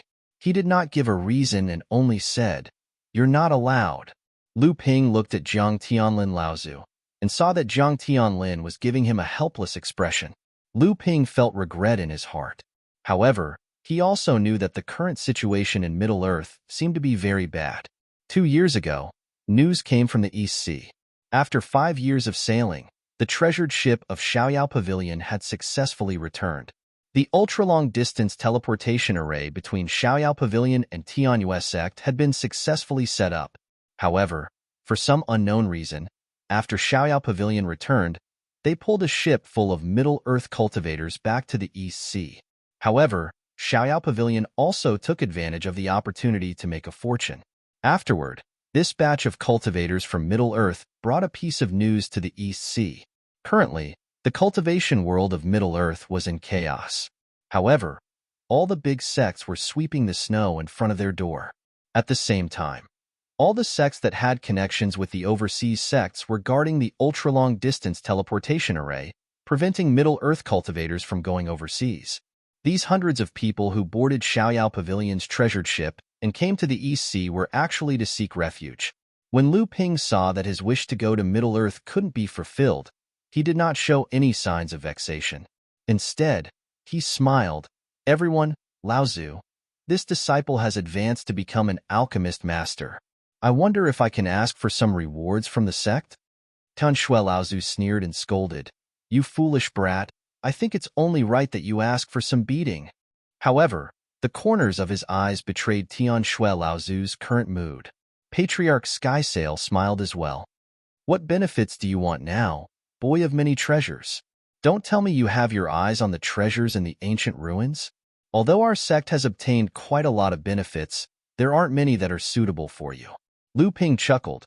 Disciple doesn't want anything else. I heard that martial uncle obtained a batch of heaven and earth oddities from the ancient ruins. I wonder if disciple can choose a few? Heaven and earth oddities? What use do you have for those things? Oh, you have already advanced to the late stage of core forging. It's normal for you to smelt your dipper chi. However, that only requires water attribute heaven and earth oddities. Why is it that the old man doesn't want to choose one or two? Without waiting for Lu Ping to think of an excuse, Tianxiang Laozu suddenly spoke. Give it to him. Let him choose. Tianxiang Laozu knew of the existence of the Seven Thunder Treasures calabash. He was purposely opening up a path for Lu Ping. Lu Ping hurriedly thanked him. Although Tianxiang Laozu was somewhat surprised, he didn't say much. It was just a few heaven and earth oddities. Apart from a few that had special effects, the rest were no longer worthy of a Dharma realm cultivator's attention. However, brat, don't you think you should express your gratitude? Tianxiang Laozu, who previously made Lu Ping feel grateful, was now like an old fox as he smiled at Lu Ping. Chapter 613. Lu Ping looked at celestial phenomenon Laozu, who was sitting in the seat of honor. He didn't know why the usually dignified celestial phenomenon Laozu would reveal such a cunning side in front of a junior like him. However, since the person with the highest status in the Jinling sect said such words, Lu Ping naturally couldn't remain silent. Just as Lu Ping was thinking about what to take out, the Laozu in the profound ice temple also looked at him with a smile, as if to test him. Only Taoist Xian Zhu and Taoist Xian Chun were surprised to see Lu Ping. They didn't know why the relationship between the Laozu and Lu Ping was so close. When Lu Ping raised his head, he inadvertently glanced at the Laozu sitting in the seat of honor. The expressions on the Laozu's faces immediately entered Lu Ping's eyes. Lu Ping suddenly understood. He rummaged through his storage ring and took out a purple jade slip, saying, "This disciple thought about it and decided to give this minor forging spirit pill to the sect. However, the refinement process of this minor forging spirit pill is quite complicated. The quality of the spirit grass used is only a grade lower than the real spirit forging pill. However, the effect is only a quarter of the original. If we refine a small amount, it will be fine, but if we refine too much, it will affect our 3,000-year-old spirit grass reserves." When the Laozu saw Lu Ping take out the minor forging spirit pill, their faces were filled with gratification. However, when they heard Lu Ping's explanation, they felt helpless. Lu Ping was now an alchemist grandmaster. Since he said that the gains would not make up for the losses, everyone naturally believed him. Tianlu Laozu said, "Let me see the pill first." Lu Ping handed the recipe to the Fornax Cauldron Ancestor. The Fornax Cauldron Ancestor held the jade scroll in his hand and carefully read the contents with his divine sense. After a long time, he said, "Not bad. If this medicinal pellet is refined, the effect will only be a quarter of the real spirit forging pellet's effect. But the spirit herbs used are worth 3/4 of the real spirit forging pellet. Although the loss outweighs the gain, for our sect, if we can help the disciples who are just a step away from condensing a 7th-grade golden core to condense a high-grade golden core, it will be worth it even if we waste the spirit herbs." Tianlu Laozu also looked at the jade slip and said, "Brother Tianlu is right. Among our sect's 9th-layer disciples who have yet to condense a golden core, Xian Shu has the highest chance of condensing a 7th-grade golden core. However, it will take another 30 years or even longer. If we have the minor forging spirit pill, then we can save a few decades of time." When Lu Ping heard Taoist Xian Shu's name, he felt a burst of displeasure in his heart. However, he was not someone who did not see the bigger picture, so he only felt uncomfortable in his heart. Then the thunder calabash began to shake as if it was drunk. Electric sparks constantly emerged from the thunder calabash. Lu Ping hurriedly put the thunder calabash into his core space and used his own Zhen Yuan to help the thunder calabash smelt the ice, a tribute rare item. Looking at the remaining 11 types of mystical items, Lu Ping thought for a moment. Since Tian Myriad Ancestor had already said that he could choose freely, he picked an ice elemental mystical item for Lu Linger, 3 water elemental mystical items for Lu Hai and Lu Dagui, 1 wind elemental mystical item for Lu Bai, and 2 earth elemental mystical items for Dabao. Looking at the remaining 9 kinds of rare items, Lu Ping chose a wood attribute rare item from them. This was to be given to Hu Lily to refine her protective aura qi.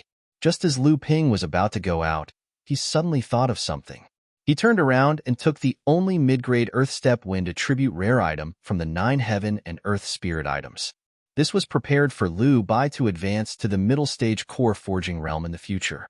Lu Linger already had the mid-grade Earth Step Ice attribute rare item from Ao Wushuang. Lu Hai had 3 Azure Billow Water. Although it was only low-grade Earth Step, the 3 were fused well. It was not much worse than fusing a mid-grade Earth Step Spirit Water of Heaven and Earth. Since he had already taken it, it was still the same to take 1 or 2. Why not take all of them? Dabao already had 2 high-grade Earth Step Black Jade Stone. Only the Spirit Water of Heaven and Earth needed for Lu Dagui to advance to the middle stage core forging realm in the future. Lu Ping looked at the remaining few rare items. Coincidentally, there was a low-grade Earth Step Black Jade Stone. Although this kind of spirit water was not too special, it was still rare in the cultivation world. Dagui's aptitude was only above average, but it was solid. When he advanced to the middle stage core forging realm, it would not be too difficult for him to refine a low-grade Earth Step spirit item. Moreover, he had mastered more than half of the spirit forging pills recipe, and he had improved the minor spirit forging pill in hand. Dagui would have no difficulty refining a low-grade Earth Step spirit item. After returning to Zhenling, the first thing Lu Ping did was naturally to go to Chonghua Palace to congratulate his teacher for taking the position of the first sect master of Zhenling. In Chonghua Palace, when Lu Ping saw his teacher, Lu Tianling Laozu was in the middle of a discussion with Li Xuanru. After becoming the sect master of Zhenling, Lu Tianling Laozu's temperament became more and more dignified, and his aura also became more and more vigorous. The dignified bearing of the sect master of the number 1 sect in the North Sea had already begun to take shape. When Lu Tianling Laozu saw Lu Ping coming in to greet him, he said, "I heard that you've become famous again this time, and you actually stepped on Zhang Xi's shoulders?" Lu Ping looked at his teacher's expression that seemed like a smile that wasn't a smile, and couldn't figure out what his teacher was thinking, so he looked towards his second senior sister, Li Xuanru. When Lu Tianling Laozu saw Lu Ping looking around, he scolded him in annoyance. "Don't think about it anymore. You killed Shui Wuhuan until her body and soul were completely destroyed, and you're on par with Zhang Xi. Right now, your title of Water Sword Immortal is even greater than many late-stage core forging cultivators who have cultivated for hundreds of years. Aren't you afraid that the beam that stands out will be the first to rot? Who knows how many cultivators from the various sects in the North Sea want to kill you?" Lu Ping chuckled. "You're right, teacher. However, if it's a face-to-face competition, as long as it's not Laozus who are bored enough to make a move on me, I'm not afraid of other people. However, if they want to use underhanded methods, such as ambushing, besieging, or assassinating me, I can't guarantee it." Lu Tianling Laozu sneered and threw a token to Lu Ping. He said, "At least you have some self-awareness. This token is the token to open the Jade Cave Paradise, the inheritance land of our sect, which is second only to the true Spirit Paradise. Seeing that you've broken through to the late-stage core forging stage, it seems that you haven't had the time to refine the 7th layer of protective aura. Go inside and see if you can find a suitable water attribute item. Also, there is a spirit-nurturing artifact in the Jade Cave Paradise that your Grandmaster left behind after he passed away. I wasn't able to inherit it back then.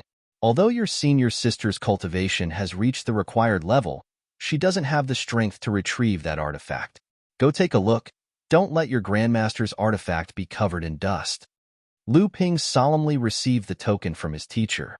After thanking him, he hesitated for a moment before saying, "Teacher, our sect needs the consent of the 3 Laozus to open the inheritance land. Right now, Martial Uncle Tian Qin is guarding Huangli Island, Martial Uncle Tian Kong is at Universe Island, and the others are at Frost Island. Only Martial Uncle Gua is on the mountain, so I can't enter the Jade Cave Paradise now." Second senior sister, Reverend Li Xianru, smiled and said, "Junior brother, you've forgotten again. Teacher is now the sect master of our sect. Except for the Jinling Paradise, which is related to the foundation of our sect and requires the consent of all the Laozus to open, teacher can decide all the other inheritance lands or grottos." Lu Ping hurriedly slapped his forehead and said, "I forgot about that." However, he was secretly happy. It seemed that teacher did have a lot of power as the sect master. As a disciple, he was the first to enjoy the benefits. It seemed that he would have to follow teacher's path in the future. Chapter 6:14. The Jade Cave Grotto Heaven was located at the back of True Spirit Mountain, right next to the peak of True Spirit Mountain. As for the most important land of inheritance in Zhenling, the True Spirit Grotto Heaven was naturally located at the peak of True Spirit Mountain.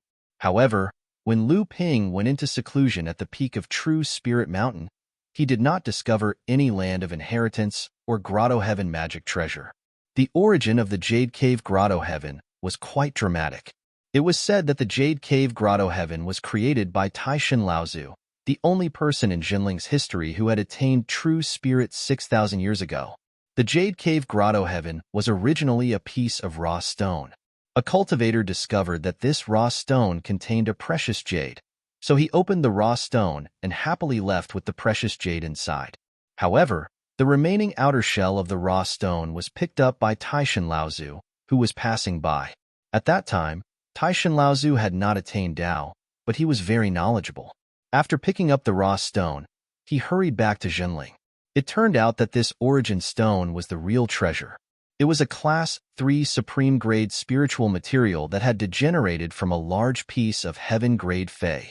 Although the precious jade in the origin stone was also precious, it was just a mutated Class 2 spiritual material before the origin stone had degenerated into a spiritual material due to the influence of the origin stone that was still a Fey. Taishan Laozu used this raw stone as a base. Later on, he added a variety of rare spiritual materials and refined it into a Grotto Heaven magic treasure. Because its appearance looked like a hollowed-out jade cave, it was named the Jade Cave Grotto Heaven. After 6,000 years, the Jade Cave Grotto Heaven had become the second most important land of inheritance in Zhenling, second only to the True Spirit Grotto Heaven. The Jade Cave Grotto Heaven had also condensed the fourth psychic treasure restriction and become a Psychic Grotto Heaven magic treasure. When Lu Ping arrived at the Jade Cave Sky Grotto, he saw a cultivator guarding the Jade Cave Sky Grotto from afar. Seeing this person's appearance, Lu Ping's brows furrowed. Lu Ping had seen this person before. When he and Tian Qin Laozu returned from Jingzha Island, Tian Qin Laozu took the opportunity to attack the third-generation disciple. At that time, 6 late core forging cultivators came forward to stop him. This person was one of the 6. Lu Ping still remembered this person's name. He was a second-generation disciple. At that time, Lu Ping was standing behind Tian Qin Laozu. "I'm Lu Xinping from Chonghua Sect. Greetings, Martial Uncle Xinshui. I'm under the order of the sect master to go to the Jade Cave Grotto Heaven. I hope Martial Uncle can approve it." Lu Ping was the first to step forward and bow. He didn't know if the other party knew him, or if they would take the opportunity to make things difficult for him. However, he had to be courteous and not give the other party a chance or reason to make things difficult for him. A disciple of Chonghua? Senior sister Tianling's disciple? When did she accept a male disciple? Do you have a space token? Xinshui Sage frowned and scrutinized Lu Ping. His eyes were clearly saying, "Boy, you're not an imposter, are you?" Lu Ping knew that today's matter might have some twists and turns, but he still handed over the token. Xinshui Sage took a look at the token and immediately snorted coldly. "How dare you? Our sect has clearly stipulated that the use of a space token must have the mark of at least 3 Laozu. This means that the opening of the Grotto Heaven must be approved by at least 3 Laozu. Your space token only has the mark of Senior Sister Tianling. How can you enter the Jade Cave Grotto Heaven? Lu Ping sneered inwardly. Now that Jinling had appointed the sect master to be in charge of everything in the North Sea, who didn't know that?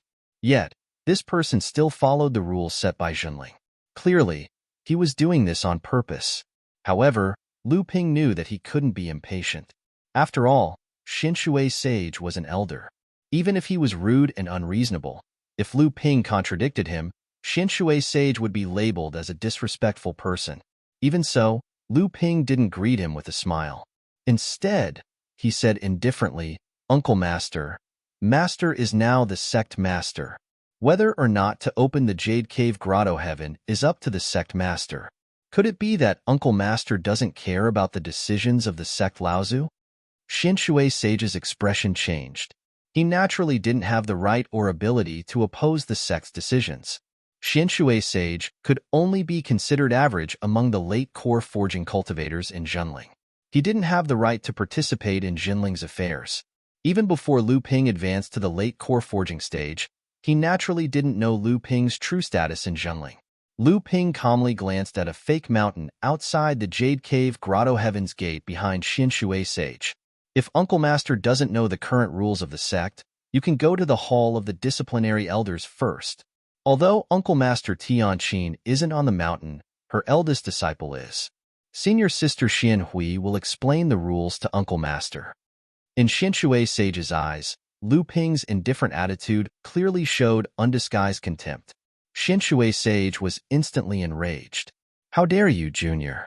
Do you think I'm someone you can teach a lesson to?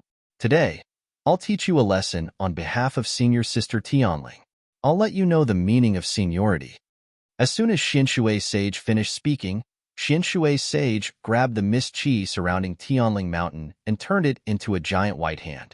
It slammed down on Lu Ping's head. Lu Ping could tell at a glance that Xinshui Sage also cultivated a water attribute cultivation method. The giant hand was still made of mist chi, not water. It was clear that Xinshui Sage hadn't used his full strength. However, Xinshui Sage was only at the 8th stage of core forging. Even if he used his full strength, how could he deal with the current Lu Ping? However, Lu Ping was also very uncomfortable. He really wanted to give this Uncle Master a good beating and let him know who was in charge of Jinling now. But he knew that if he really did that, it would bring trouble to his teacher. It might even give scoundrels in the sect an excuse to attack his teacher. Although these little tricks wouldn't be able to shake his teacher's position in the sect, Jinling's rise wasn't just driven by the top cultivators, but also by the collective efforts of a large number of low-level cultivators. If some scoundrels were to confuse them and cause chaos among the low-level cultivators in Jinling, it would ultimately affect Jinling's grand plan.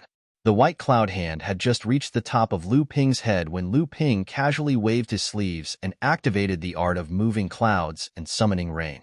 The white cloud hand immediately vanished into thin air. Xinshui Sage was stunned for a moment, then his face turned red as if he had been greatly provoked. He pointed at Lu Ping and said, Good, evil creature. You still dare to fight back?" Lu Ping's scattered luck aura condensed again. At the same time, more luck aura from a few thousand feet around him gathered, turning into clouds and water. Once again, the luck aura condensed into a giant hand and slapped down at Lu Ping. This time, Xinshui Sage was more or less serious. Lu Ping had just casually broken his spell, causing this second-generation disciple to feel as if he had suffered a great humiliation. This time, he really couldn't find a way out. Lu Ping looked at the giant sailor that was reaching for him and sighed helplessly. This time, he finally raised his hands, but in the end, he only made a simple hand seal and flicked his hands outwards. The sailor immediately collapsed. This time, Lu Ping used the art of water manipulation. Xinshui Zhenren pointed a finger at Lu Ping. Looking at Lu Ping's solemn expression, he suddenly remembered that not only was he the one who launched the first 2 attacks, but Lu Ping was also the one who neutralized the attacks without retaliating. Xinshui Zhenren hesitated for a moment before he blurted out, Impudent? Impudent? What a joke. Do you think I'll just stand there and let you do whatever you want? Lu Ping's face was expressionless. He only looked at Xinshui Sage and let him attack again. Xinshui Sage was able to push his cultivation to the 8th layer of the core forging realm. At this time, he naturally knew that he was being used as a tool. However, he was now riding a tiger and couldn't back down. In the future, if word got out that he, a second-generation disciple with a cultivation of the 8th layer of the core forging realm, couldn't do anything to a third-generation disciple, how would he have the face-to-face Shinling? The corner of Xinshui Sage's eyes twitched. He opened his mouth and spat out a blue pearl. At the same time, a kettle jumped out from his core space. The kettle tilted downwards, and a clear stream of water flowed down from the spout. When the water reached the ground, it didn't splash. Instead, it seemed to pour into an invisible mold. As the water rose, it gradually formed a pair of large feet, then a pair of hairy thighs, and finally a huge head. Lu Ping's eyes narrowed. This was actually a 3-foot water ape. Xinshui Sage slapped the blue pearl directly into the water ape's heart. The huge water ape roared at the sky, its 2 huge forelimbs beating its sturdy chest. Then, as Xinshui Sage pointed at Lu Ping, the water ape's watery eyes suddenly shot out a sparkling light towards Lu Ping. There seemed to be a hint of fierceness in the light. Mystical ape water manipulation. This Xinshui Sage had actually practiced the first true technique of Jinling, the mystical ape water manipulation. Celestial Elephant Laozu had practiced this technique. When Celestial Elephant Laozu had passed the mid-Dharma stage, the power of the mystical ape water manipulation was still vivid in Lu Ping's mind. The water ape leaped towards Lu Ping. Lu Ping suddenly felt as if all the water vapor around him had been controlled, no longer listening to Lu Ping's commands. The mystical ape water manipulation was indeed worthy of its name. Its control over water had indeed reached an extremely high level. However, to control all the water vapor in the area of combat, it also depended on who was using the mystical ape water manipulation. For a moment, Lu Ping's competitive spirit was aroused. Since the mystical ape water manipulation was known as the first true technique of Jinling, how would the mysterious North Sea wave listening technique that he had practiced compare to it? Of the 12 orthodox techniques of the North Sea, Lu Ping merely used the mystical ape water manipulation. Under Xinshui Sage's incredulous gaze, the water vapor that had been confined in the surroundings immediately broke free from the water ape's control and slowly gathered in front of Lu Ping. A small, strange dragon with 4 legs, fish whiskers, fish tail, deer antlers, and ox ears was at first only the length of a thin rope, but gradually grew to a length of 3 feet and a width of 3 feet. The strange dragon let out a long, provocative cry towards the water ape and flew towards it. Chapter 6:15. Just as the flood dragon was about to collide with the water ape, it suddenly turned around in midair and swung its tail. Pa! The water ape's waist was whipped by the flood dragon's tail, causing water to splash everywhere. The water ape roared and swiped its claws forward. The water flood dragon tried its best to dodge, but was still caught by one of its claws and half of its tail was torn off. Lu Ping frowned. He didn't expect Xinshui Immortal's water ape to be so solid. Its power was obviously greater than the water flood dragon, formed by Lu Ping's water manipulation incantation. But when he saw the blue light flashing in the water ape's chest, realization dawned on him. Lu Ping formed a hand seal and flicked his fingers. The golden scale sword turned into a golden light and shot into the water ape's body. Before Xinshui Immortal could feel proud of his counterattack, he saw Lu Ping's water flood dragon suddenly emit dense sword chi. The blue water flood dragon suddenly seemed to be covered with a layer of golden scales. Green flood dragon see disturbance incantation. Before Xinshui Immortal could react, the golden flood dragon regrouped and rammed its head through the water ape's abdomen. Before the water ape could react, it bit off the ape's left arm. Xinshui Immortal was furious. The water ape's right arm grabbed at the flood dragon's tail again, but the flood dragon whipped its tail again and smashed the ape's palm into splashes of water. Xinshui Immortal's face turned pale. He hurriedly retreated, but the flood dragon opened its mouth and spat at the water ape. A stream of golden water turned into 1,296 sword lights and flew toward the water ape. Xinshui Immortal couldn't care less about the water ape anymore. He reached out to recall the blue pearl from the ape's body, then turned into a ray of water light and fled to the side. But after Lu Ping's sword lights turned the water ape into a pool of water, he didn't know if it was intentional or not. But a ray of sword light went straight behind the water ape, toward a rockery next to the entrance of the Jade Cave Paradise. There was a cry of surprise from behind the rockery, and a ray of light that looked like protective upstanding chi rose up. Unexpectedly, after the sword light shredded the rockery into pieces, it seemed to have been summoned. It turned around and was sucked back into the belly of the water dragon, leaving only a cultivator standing there awkwardly with his protective aura. The water flood dragon turned back into a cloud of mist and dissipated. A golden flying sword was summoned back into Lu Ping's hand and disappeared in a flash. Lu Ping looked at the person behind the fake mountain and said, "Senior Marshal Uncle Xian Yun, since you've been here for a long time, why did you hide behind the fake mountain and not come out?" Uncle Master Xian Shui is ignorant and doesn't respect the sect master's orders. Uncle Master Xian Yun is the first-generation disciple of our sect. What do you think of this? After being hit by Lu Ping's flying sword, Taoist Xian Yun's face turned green and red. He didn't know whether to be angry, laugh, fear, or endure. He didn't know how to answer Lu Ping's question. At this moment, Taoist Xian Shui returned to the entrance of the Jade Cave Paradise and kept a distance from Lu Ping. He turned to look at Taoist Xian Yun and suddenly smiled coldly. "Uncle Master, it's fine that you used me as a tool today, but why did you hide behind this rockery and not help me when I was defeated? And it seems that you've been hiding behind this rockery for a long time, right?" Taoist Xian Yun's face turned red. Old man, after talking for a long time, he still couldn't find any reason. Lu Ping looked at their expressions and said with a smile, "Since the two of you still have things to discuss, then Disciple won't disturb you. I believe that Uncle Master Xian Shui already knows the rules of our sect. Disciple will enter the Jade Cave Paradise first." With that, Lu Ping walked to the entrance of the Jade Cave Paradise as if there was no one else around. The space token in Lu Ping's hand slowly rose up.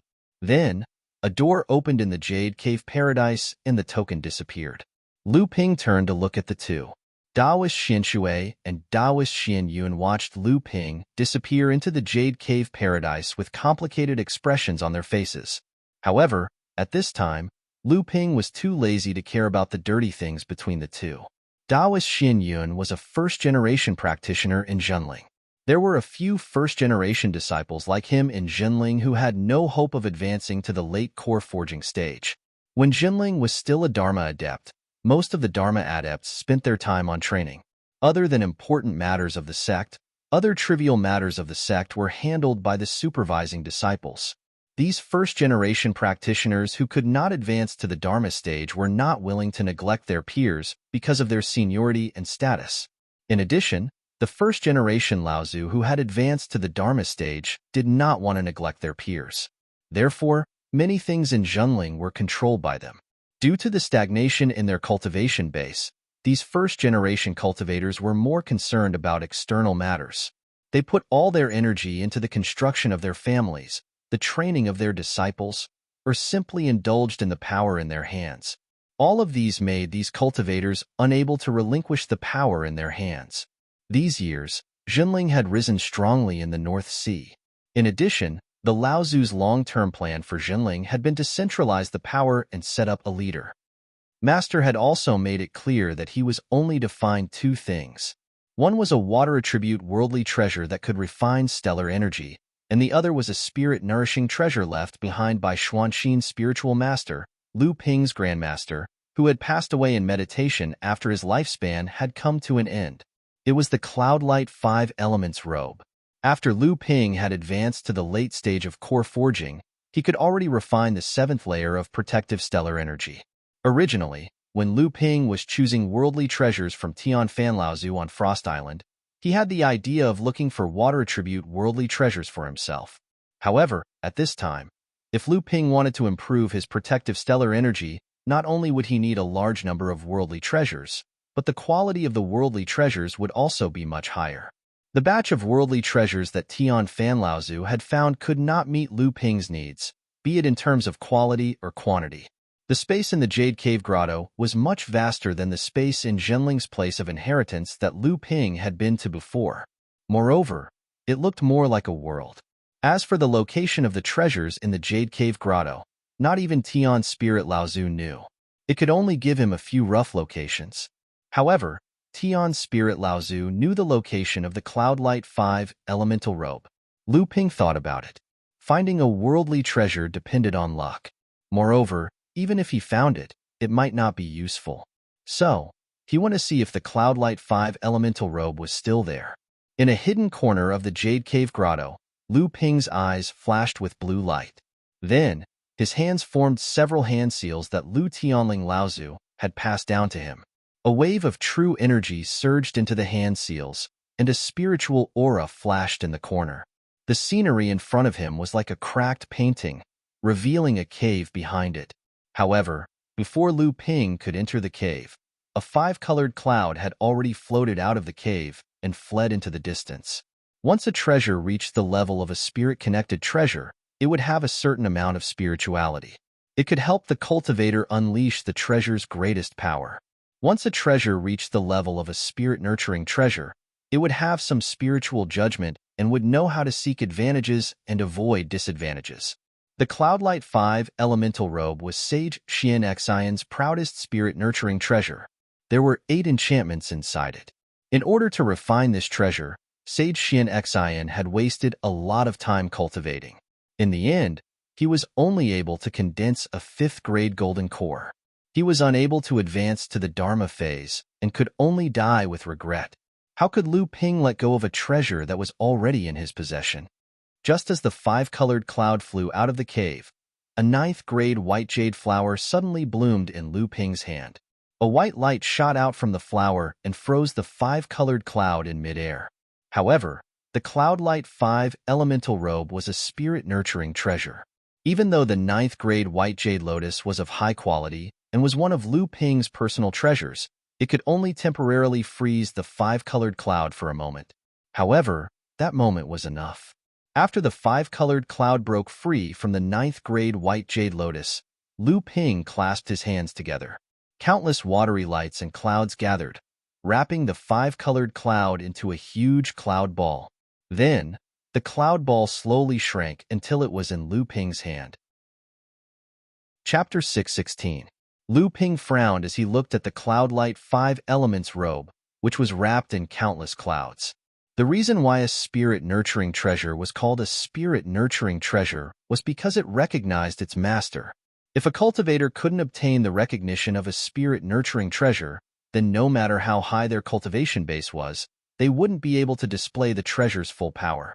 Of course, this was under the condition that the spirit-nurturing treasure was ownerless.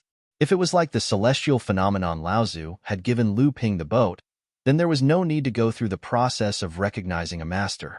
Although the Cloudlight 5 Elements robe was known as the 5 Elements, when Taoist Master Xian Xian crafted it, he had used water-attributed true essence as the foundation of the treasure. Otherwise, Lu Ping wouldn't have had the qualifications to make the treasure recognize him as its master. A treasure with 8 restrictions was in his hand. If it couldn't recognize him as its master at the last step, then Lu Ping would have suffered a great loss. Lu Ping looked at the treasure in his hand and couldn't help but hesitate. However, when he thought about how even his teacher couldn't obtain the Cloudlight 5 Elements robe's recognition, he felt relieved. If I don't, then I'm doomed. Lu Ping's hand suddenly emitted a rich bluish-purple light. The light quickly soaked into the cloud ball, dyeing it the same bluish-purple color. When Lu Ping observed celestial phenomenon Laozu's tribulation, he had gone through life and death to subdue a strand of pure yang qi that contained the pure yang fire of the thunder tribulation. After this strand of pure yang qi fused with Lu Ping's true essence, Lu Ping's blue true essence was gradually dyed with a trace of purple. After Lu Ping advanced to the late core forging realm, the trace of purple in his true essence greatly increased, causing Lu Ping's true essence to completely turn bluish-purple. However, other than feeling that the true essence in his body was more vigorous than before, Lu Ping did not realize how much benefit the pure yang qi had brought him. At this moment, a dazzling 5-colored light suddenly burst out from the bluish-purple cloud ball. Lu Ping was shocked at first, But then he was overjoyed. The five-colored cloudlight robe actually recognized him as its master so easily? Could this be the effect of the pure yang qi? Lu Ping suspiciously dispersed the outer cloud ball, and a five-colored cloudlight appeared in Lu Ping's palm. However, compared to the inexplicable pure yang purple qi, Lu Ping was more willing to believe in the North Sea Wave listening mantra that he cultivated and condensed unparalleled true essence. The true essence in Lu Ping's hand did not stop flowing out, and a steady stream of bluish-purple true essence poured into the palm-sized five-colored cloud ball. After all, it was a spirit-nurturing grade magic weapon, and its quality was even higher than the ocean-crossing boat.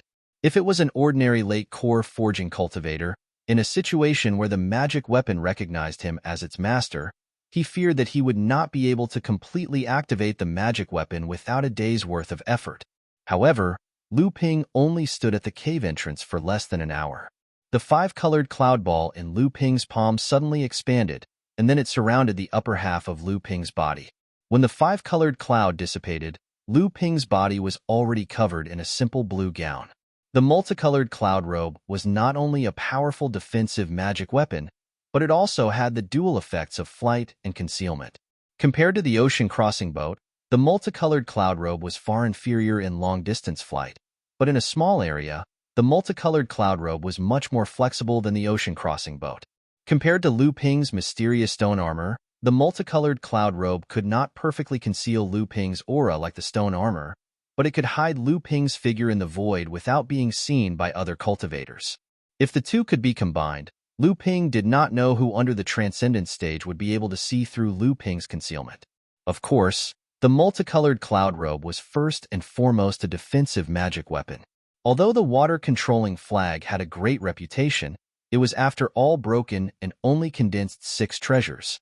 At least for now, it was far from being comparable to the multicolored cloud robe. As for the rank 9 White Jade Lotus, it was even worse. As Lu Ping's magic weapon, the rank 9 White Jade Lotus had condensed 5 treasures, and it was only a spirit-level magic weapon. At the same time, it was also the Life Gentian formation. However, the rank 9 White Jade Lotus's quality was still there, and there was still room for improvement in the future.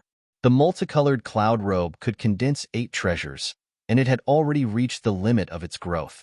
Although Lu Ping, who had obtained the multicolored cloud robe, had activated this spirit-nurturing magic weapon, but to really be proficient in using it, Lu Ping still needed to spend a long time to cultivate it. Lu Ping's mind moved, and the multicolored cloud robe was kept into the core space by Lu Ping. The multicolored cloud robe turned into a group of multicolored clouds in the core space, and went straight past the Na Chuan Cauldron and occupied the orbit of the 7 Treasures Thunder Calabash, revolving around the Golden Elixir. The 7 Treasures Thunder Calabash and the 7 Treasures Thunder Calabash revolved around the Golden Elixir. When the multicolored cloud robe descended, the mouth of the 7 Treasures Thunder Calabash suddenly spat out a group of thunder light. Perhaps it felt that the power of the multicolored cloud robe was great. The 7 Treasures Thunder Calabash hesitated for a moment, and then the thunder light disappeared into the mouth of the calabash. At this time, Lu Ping had already strode towards the nearest of the few places that the teacher had provided to store the water attribute strange objects. Looking at the water ball floating in the air, Lu Ping shook his head with some regret.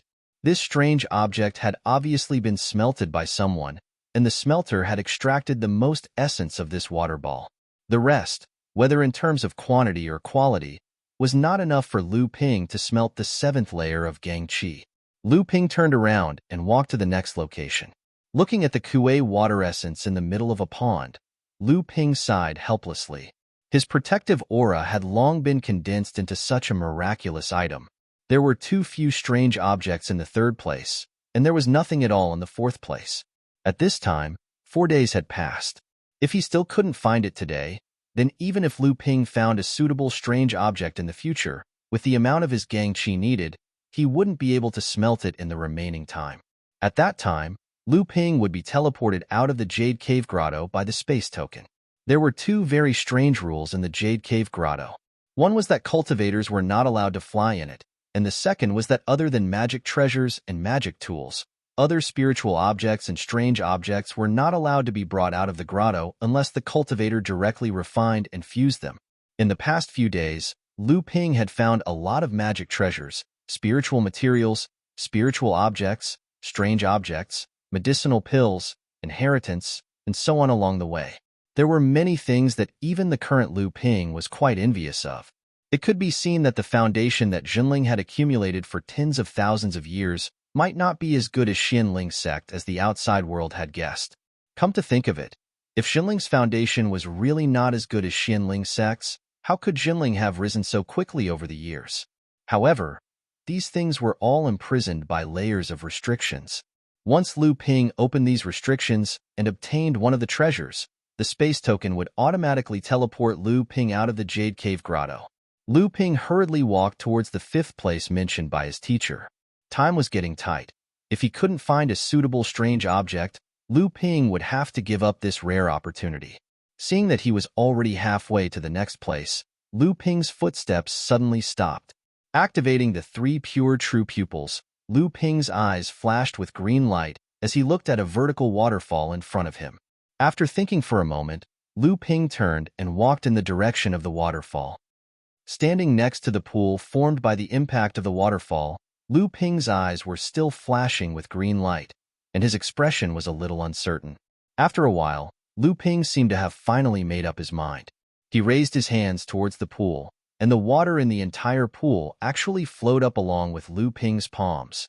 In just an instant, the water in the pool had been raised by 2/3 by Lu Ping. Lu Ping reached out his hand towards the pool, which was already 2/3 deep, and a ball of green light jumped out of the pool and was caught by Lu Ping's hand. However, just as Lu Ping grabbed the ball of water, Lu Ping turned to look at the waterfall that was also being pulled up. He let out a "eh," and there was a trace of surprise in his voice. He raised his hand again, and the waterfall that was previously half rolled up suddenly flowed up even higher, and a stone wall appeared behind the waterfall. Lu Ping slowly pressed towards this stone wall, and with a bang, the stone wall opened up to a cave of 1 foot in size. The surface of the cave was covered by a spiritual net formed by a layer of restriction. Lu Ping's divine thoughts swept across the spiritual net, and at the same time, his eyes flashed with green light. Then he made a few gestures with his hands and raised them towards the spiritual net. A bluish-purple light suddenly integrated into the spiritual net. When the grayish-white spiritual net completely turned bluish-purple, the spiritual net cracked from the middle. Lu Ping hooked his right index finger toward the cracked crack, and a pitch-black liquid gushed out of the crack, forming a black water ball in front of Lu Ping. The water ball grew larger and larger until it reached a diameter of 2 feet, and the pitch-black liquid in the stone wall stopped gushing. Lu Ping looked at the small cyan water ball, and then looked at the large black water ball, and muttered to himself, "Flowing green jade sedimentation liquid, black marrow stone liquid, 2 strange things appeared at once. Which one is necessary now? Which one should I choose?" Flowing green jade sedimentation liquid could be used as the 5th water attribute strange thing to smelt the magical power of 3 pure true pupils. The black marrow stone liquid was the ideal strange thing for Lu Ping to smelt the 7th layer of protective aura chi. Lu Ping originally found the trace of flowing green jade sedimentation liquid, thinking that even if he went to the next place, he might not be able to find a suitable strange thing to smelt the protective aura chi, so it was better to choose the flowing green jade sedimentation liquid. At least it could improve the 3 pure true pupils. Unexpectedly, good things always come in pairs. When Lu Ping got the flowing green jade sedimentation liquid, he accidentally found that there was a restriction in the stone wall behind the waterfall. He did not expect that after opening the restriction, he would get the flowing green jade sedimentation liquid, which was known as stone water. And it was a water attribute strange thing that could be used to smelt the 7th layer of protective aura chi. This made Lu Ping a little difficult to choose. Should he choose the black marrow stone liquid, or the flowing green jade sedimentation liquid, or both? Chapter 617. Lu Ping wanted to choose both, but no matter which one Lu Ping fused with first, Lu Ping would be teleported out by the space token after the fusion, so he naturally wouldn't have a chance to fuse with the other one. Fuse together? This was a good idea, but if the two were to be fused at the same time, not to mention that there might be mistakes in the middle, even if everything went well, it would be impossible to fuse the two completely in 3 days. At that time, when the space token opened, he would still fall short of success. After weighing the pros and cons for a long time, Lu Ping finally put the flowing green jade sedimentation liquid back into the pool and began to concentrate on smelting the liquid of the black essence stone. 3 days was actually only enough for Lu Ping to barely liquefy the black essence stone into his protective aura. To really form a protective aura shield, it would take at least half a year, or even more than a year of nurturing and tempering. The 9th rank white jade lotus bloomed under Lu Ping's feet, and layers of protective aura shield also bloomed around Lu Ping's body at the same time as the lotus bloomed. A wisp of the black essence stone liquid was absorbed by Lu Ping's true essence and began to slowly melt into the 6th layer of aura shield. Before he could carefully polish it, he also absorbed the 2nd wisp of black essence liquid. Unexpectedly, at this time, the 7 treasure thunder calabash in the core space began to jump rapidly again, wanting to rush out of the core space. Obviously, it also wanted to swallow the black essence liquid. Lu Ping had already begun to absorb and refine the black essence liquid, so he naturally wouldn't let the 7 treasure thunder calabash come out at this time to make trouble. The surface of the golden core suddenly shone with a golden light, and the white jade lotus under the golden core shot out a white light, firmly locking the 7 treasure thunder calabash in the core space. Lu Ping didn't have time to think about the difference between the black marrow stone liquid and ordinary mystical items, and why it would attract the Thundergord's interest. All he could do was speed up the process of refining the black marrow stone liquid into his protective aura. When the black marrow stone in the protective aura reached its saturation state, Lu Ping finally stopped. At this time, the black marrow stone in front of him was only half a foot in size. It was far from enough for Lu Ping to feed the Thundergord. Lu Ping took out a jade bottle from his storage ring and put the rest of the black marrow fluid into it. A spatial door suddenly appeared above Lu Ping, and Lu Ping felt his body lighten. When he reappeared, he was already at the entrance of the Jade Cave Paradise. Lu Ping stared blankly at the person in front of him. He couldn't help but sigh at how fast his teacher was. Martial Uncle Xianqin, why did you come here to guard the entrance to the Grotto Heaven? And you've already advanced to the late stage of the core forging realm? Your disciple wishes to congratulate you. The person in front of him was Spiritual Master Xianqin, who had come to fight with Xian Shang, Xian Lei, Xian Xing, Xian Zhou and the others when Lu Ping was at Heaven Spirit Mountain. Although Spiritual Master Xianqin was a 2nd-generation disciple, he was only about the same age as Xian Tian and Xian Hui. He was also Tiankong Laozu's last disciple. Usually, he didn't put on the airs of an elder and could play with many 3rd-generation disciples. Now, he had advanced to the late stage of core forging. When Spiritual Master Xianqin saw that it was Lu Ping, he smiled and said, "So it's you, kid? I was wondering who had the guts to fight with the guards at the entrance of the Jade Cave Paradise and beat an 8th-level core forging 2nd-generation disciple into such a sorry state." Lu Ping smiled bitterly and said, "Martial Uncle, is this disciple a troublemaker for the sect?" Spiritual Master Xianqin smiled and said, "You think the trouble you caused is small? I heard that this time, you killed Shui Wuhuan on Frost Island and fought to a draw with Zhang Shi." When senior brother Xian Shui heard the news, he scolded martial uncle Xian Yun in front of senior sister Lu and senior brother Gua. That scene made the 1st-generation cultivators of the sect miserable.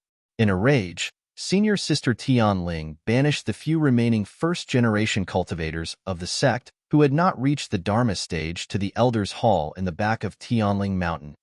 Lu Ping said helplessly that martial uncle Xian Shui was too easily fooled. He became someone else's tool for no reason.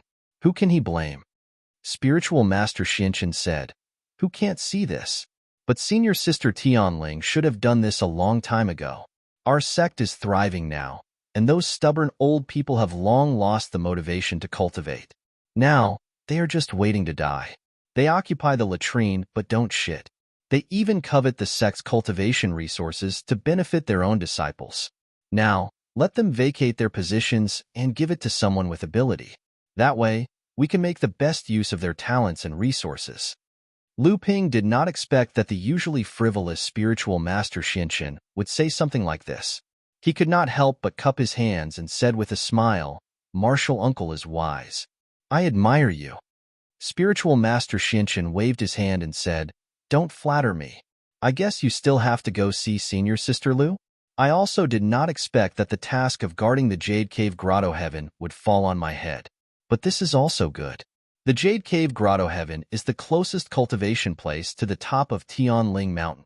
The density of the spirit qi there is much higher than my cave abode. When I have nothing to do, I can use it to cultivate. When he saw his teacher again, Lu Tianling Laozu was talking to Gua Tianshan Laozu in the True Spirit Palace. After seeing his teacher, Lu Tianling Laozu said with a smile, "How did the trip to the Jade Cave go?" Lu Ping patted his chest, and a colorful cloud appeared in Lu Ping's hand. He smiled and said, "Disciple was lucky to not fail." Lu Tianling Laozu summoned the colorful cloud in front of him and carefully observed it for a long time. He looked quite sad and said after a long time, "This magic treasure was your grandmaster's favorite. You must treat it well. In the future, it will be the inheritance of my Zhonghua sect. It will be used to protect the future disciples." Lu Ping nodded solemnly. He took the colorful cloud and put it back into his core space to nurture.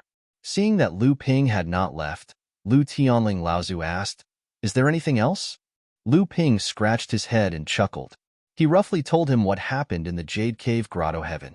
In the end, he said, "The flowing green jade liquid is quite useful for one of my abilities. Disciples sincerely request the sect to grant this item to disciple. I am willing to exchange some treasures for it." Gua Tianshan Laozu had been looking at Lu Ping with a smile since he came in.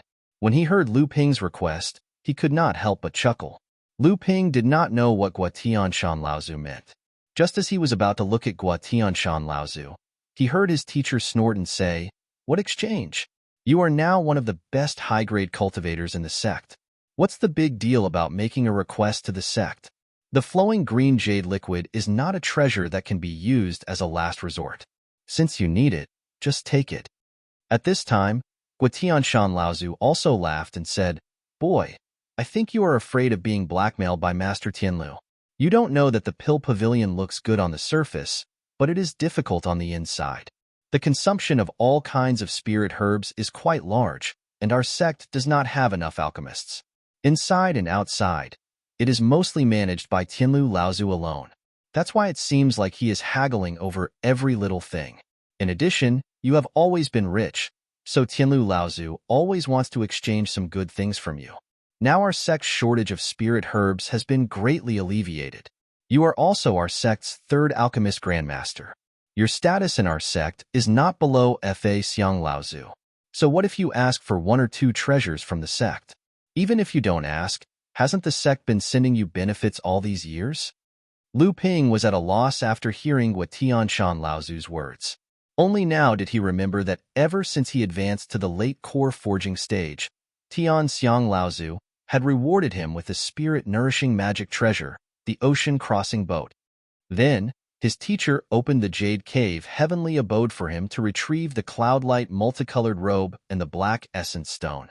Then, there was the batch of heaven and earth spiritual treasures that Tianfan Laozu found on the Frost Island. Lu Ping took away nearly half of the things in one go, and Tianfan Laozu did not say anything. Obviously, with Lu Ping's current status, he already had the qualifications to make the sect lean towards him and rope him in. Tianling Laozu glanced at Lu Ping, then said to Gua Tianshan Laozu, "Junior brother Gua, why are you saying all this? It's a waste of this kid's arrogance. Right now, he's in the limelight. Not only did he kill Shui Wuhuan, he even dared to make fun of our sect's second-generation disciple. If his cultivation was a little higher, wouldn't he go against the heavens?" After asking Lu Ping about the location of the flowing green jade liquid in the Jade Cave, heavenly abode, Tianling Laozu instructed Lu Ping to wait for a day on Heavenly Spirit Mountain, and there would be news on the second day. After leaving the True Spirit Hall, Lu Ping thought for a moment. However, he did not return to his cave abode on Heavenly Spirit Mountain. Instead, he turned around and went to the Puppet Hall. Ever since he was easily defeated by Ouying Wei Jian last time, Ji Xianxian had become a little obsessed. He locked himself in the cultivation room all day and did not cultivate. No one knew what he was vexed about. When Lu Ping saw him again, he was simply shocked. One of the two heroes of Zhenling, who had always been graceful, optimistic, and humorous, was now slovenly and unshaven. Lu Ping carefully asked, "Junior brother Ji, have you gone berserk?" When Ji Xianxian raised his head and saw that it was Lu Ping, he immediately rolled his eyes and said, "I've already become like this, and as a good friend, you still have the mood to take pleasure in my misfortune. You're really careless in making friends." Seeing that he was fine, Lu Ping smiled and said, "Come on, do you think I don't know you? What exactly is going on? Tell me." Ji Xianxian sighed and told Lu Ping about what Master Daoist Xuanhuai and Ouyang Weijian had said during the battle. In the end, he said, "Do you think I've really gone down the wrong path? Do I really have to give up making puppets and focus on the cultivation of various magical powers and spells like you? But making puppets is really my greatest pleasure and advantage. If I focus on the cultivation of magical powers and spells, my final achievements will probably be inferior to the ordinary disciples of the sect. Sigh, once junior brother Xianchu leaves, if I fade into the crowd, the title of the two heroes of the third-generation disciples will really be a joke." Lu Ping thought for a moment and said, "Do you know about avatars?"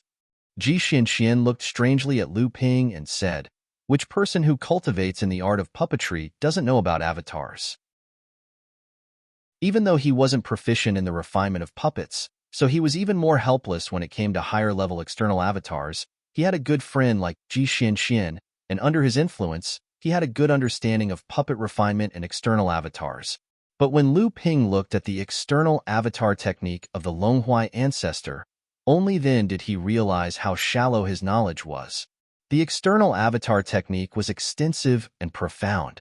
Everyone in the cultivation world knew that the external avatar technique was the highest realm of puppet refinement, but they didn't know that the external avatar technique itself was an enormous cultivation system, and it was divided into many different stages, realms, and uses of the external avatar technique. The jade slip that Lu Ping took out was only the most basic part of the identity avatar technique. However, in Ji Xuanchuan's opinion, this basic part was an extremely complete and profound inheritance of the external avatar technique. Ji Xianxian quickly skimmed through the contents, then looked up to the sky and exhaled. He closed his eyes, as if he was savoring the contents inside.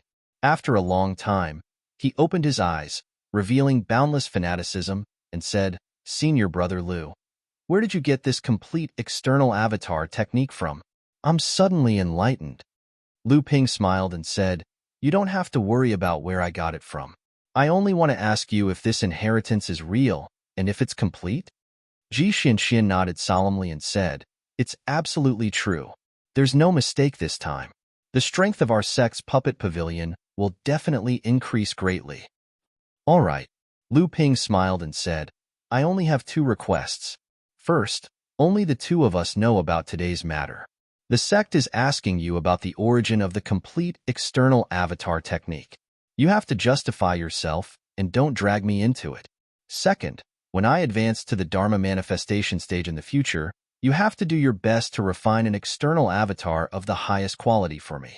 You can't hide anything from me." Ji Xianxian solemnly vowed and patted his chest, saying, "If you spoke like this on any other day, I would have already fallen out with you. However, this inheritance is of great importance, so I naturally have an excuse. Don't worry, I definitely won't drag you into it." Lu Ping had divided Long Huai's avatar inheritance into 3 grades. The one he gave to Ji Xianxian was merely the most basic part of the lower grade. However, even with the lowest grade of avatar inheritance, it was unknown how great of a wave it would bring to Jinling's sect. The next day, Lu Ping prepared to go to the True Spirit Hall to bid farewell to his teacher and return to Huangli Island. He also wanted to obtain the flowing green jade sedimentary fluid. Unexpectedly, before Lu Ping could reach the True Spirit Hall, he saw perfected Xianxian hurriedly walking over from the other side. His eyes lit up when he saw Lu Ping. "Haha, Uncle Master. Where are you going?" Although perfected Xianxian was a second-generation disciple, he was still close to the disciples of the Three Lands. The more casual Lu Ping was with him, the more familiar he was with him. "It's all because of you. Yesterday, Senior Sister Tianling asked me to make a trip to the Jade Cave Paradise and brought this for you." As he spoke, perfected Xianxian tossed a jade bottle to Lu Ping. Lu Ping opened it and saw that it was the flowing green jade sedimentary fluid. Lu Ping said happily, "Sorry to trouble you, Uncle Master." Perfected Xianxian waved his hand and said, "It's no trouble at all. Although I'm now the guardian of the Jade Cave Grotto Heaven, I've never entered the famous second inheritance ground of our sect even once.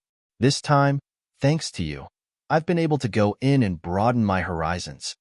After bidding farewell to Perfected Xianxian, Lu Ping thought for a moment. He did not go to the True Spirit Hall again. Instead, he went to visit Gua Tianshan Laozu. After coming out of Gua Tianshan Laozu's cave abode, Lu Ping walked straight to the teleportation formation. It had been 2 days since he returned from Frost Island. He did not know if Uncle Master Xianxian and the others had found the exact location of the Ying Tian sect's training ground. He also did not know if Jiang Tianlin Laozu and the other sect's Laozu had begun to secretly infiltrate the Middle Earth. There was no teleportation formation leading to the Middle Earth in the North Sea. Therefore, these 10 Laozu and the late-stage core forging cultivators had to use the teleportation formation controlled by the sects of the East Sea to reach the Middle Earth. They had to move separately to avoid being discovered by the sects of the East Sea. After reaching the Middle Earth, Ying Tian sect's training ground was located at the border between the Middle Earth and the North Ice Plains. Even if there were no obstacles along the way, it would take them at least 10 to 15 days to gather the people from the various sections. Thinking of this, Lu Ping became much more confident. If there were no accidents, he would probably reach the Middle Earth before Laozu. He might even find the training ground of the Ying Tian sect first. On Huangli Island, after Lu Ping returned, he first went with Hu Lili to pay a visit to Tianqin Laozu, who had replaced Jiang Tianlin Laozu to guard Huangli Island. Lu Ping had already made up his mind to go to the Middle Earth. Although he was famous in the North Sea, Tianqin Laozu was still a Dharma idol Laozu. Hu Lili had just started to break through to the mid-core forging realm. If someone really caused trouble on Huangli Island after Lu Ping left, Hu Lili might not be able to control the situation with her cultivation. At that time, Tianqin Laozu might have to intervene. In the cave dwelling on Huangli Island, Hu Lili asked suspiciously, "Why did you expand the cave dwelling to such a large area?" Before they went to the Frost Island last time, Lu Ping had ordered Hu Lili to expand the cave dwelling. Although Hu Lili didn't know the reason, she still did as he said.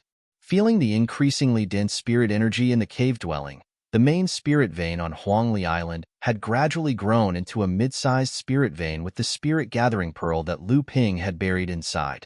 Hearing Hu Lili's question, Lu Ping smiled and said, "Didn't you say that after the spirit vein becomes a mid-sized spirit vein, we need to use a special artifact to seal the spirit vein to prevent it from flowing away?" Hu Lili's eyes brightened and said, "You found it." Lu Ping nodded with a smile and said, "Actually, I didn't find it. I had an item in my possession a long time ago, and now it has come in handy." As he said this, Lu Ping flipped his palm, and the House of Gold grew continuously in his palm. Then, the door of the House of Gold opened wide, and a small palace actually flew out from inside. The palace grew in the wind until it was 9 meters long, 6 meters wide, and 10 meters tall. Only then did it slowly descend, right at the place where the 10 small spirit veins were gathered. There was a rumble, but it wasn't caused by the palace landing. Instead, the moment the palace landed, the 10 small spirit veins were quickly gathered together by the palace and became a complete mid-sized spirit vein, causing the earth to shake. Lu Ping looked at the towering palace and asked in surprise, "What is this?" Lu Ping smiled and said, "This is a spatial mystic instrument I found when I was exploring a senior ancestor's cave dwelling. This palace was used by that senior ancestor to suppress the spirit vein in the cave dwelling. After that, I kept the palace for myself. Initially, I wanted to place it on the small mountain next to the Golden House, but it's a waste to leave it there. So, I might as well place it here. If I can't connect the island's protective array formation disk to this palace, it will serve as the core of the entire array formation. Then, the island's protective array formation's power will surely increase by another level." Hu Lili nodded and said, "That's right.